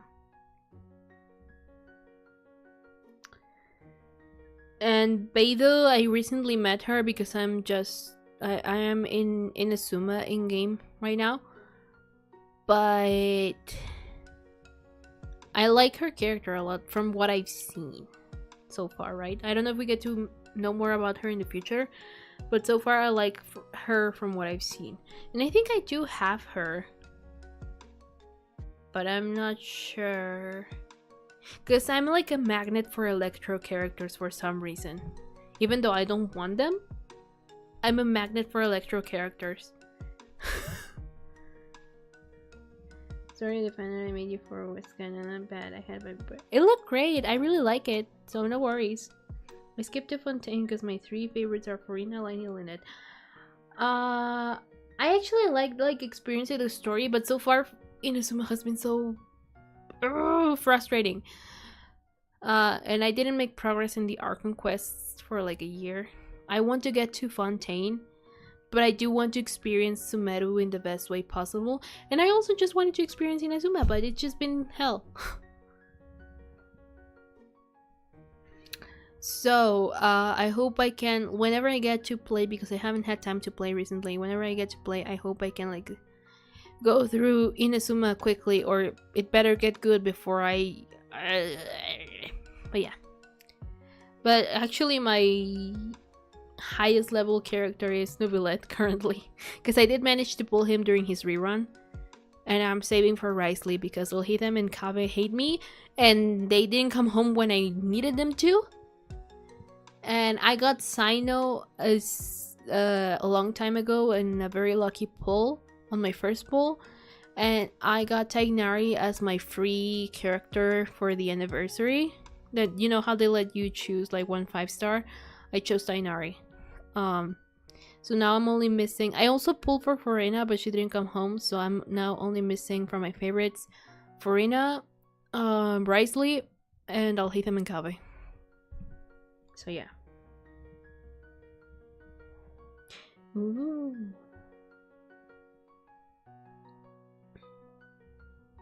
I have 0 5-stars, but my main is a stars aligned for me. Yeah, I think I got her when she was like gifted for free, I think, because there was a time where they gave it to you for free. They gave her away for free or something like that. And I got Lynette. I do have Lynette, but I have not leveled her up at all. I've just focused on Neuvillette because he's my main one. And the Traveler. And whoever helps me boost the Traveler and Neuvillette. So yeah. No, she deserves better. She's worth so much. I'm sure she is. Again, I just haven't met her, but I have her there. I'm only missing Lynette. I do want Arlecchino though. She hot. But yeah. I want Arlecchino. She's not my favorite necessarily. Like, I don't really know her, but I like her design. Would you ever consider doing a stream looking at your followers' art? I want to see how you would think of mine. Sure! Like, I have not done that kind of thing because there hasn't been much. But if there's enough interest, if there's enough interest and people make fan art, sure, why not? I'm totally down for that. I deeply encourage fan art. Always. So, yeah. I'm so dizzy. Like, it's wearing off, but I'm like, my head is not too good right now. In art, our teacher is making us do Inktober. Oh, really? That sounds like fun, actually. I've never done Inktober, but I've always been like around to see other people do their Inktober challenges. That is fun, and also a very good way of like helping you improve fast. Maybe I should try it this year. We'll see. Depends on my schedule, because I am usually busy, but we'll see. I probably should try it this year. And can't even do art. Need to be like that sometimes. But yeah, so hold on, let me just... There we go. Our teachers never appreciate cartoony art styles like mine, so my art is really bad compared to all my friends. It's usually because they want you to learn the basics. The problem is that those type of art teachers are sometimes not very good at like communicating that. The fact that you need to learn like a certain style first in order to like then expand to something different. And instead they just tell you that that's just not how it's done and that it's bad. But it is more of a basics thing than anything else. The problem is how they approach it. So, yeah. That is the unfortunate side of like art teachers when they're not passionate or good at their job.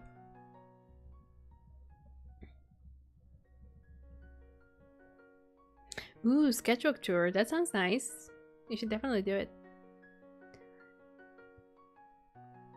So yeah, I think I think I'm going to end stream for today, cause the goal was achieved. It's been 4 hours almost.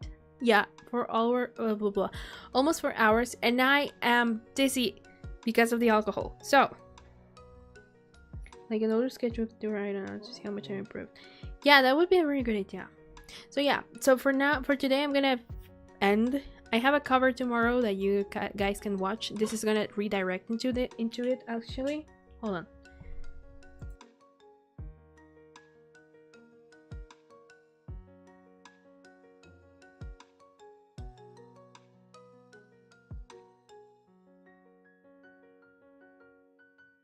Once again, standing up was a mistake. So I'm not gonna get a hangover. It's just like momentarily, but yeah.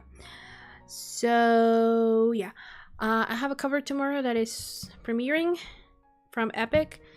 This is gonna redirect into it, but it's premiering tomorrow, so keep an eye out open for that. Please watch it, like it, comment on it. Everything helps with engagement. And so YouTube recommends my channel more. And with that, I will see you next week with like 4 hours of Omori and whatever else I program for Spooky Month. So yeah. Anyway, I'll see you guys next week. Yeah. Bye bye. And experience all.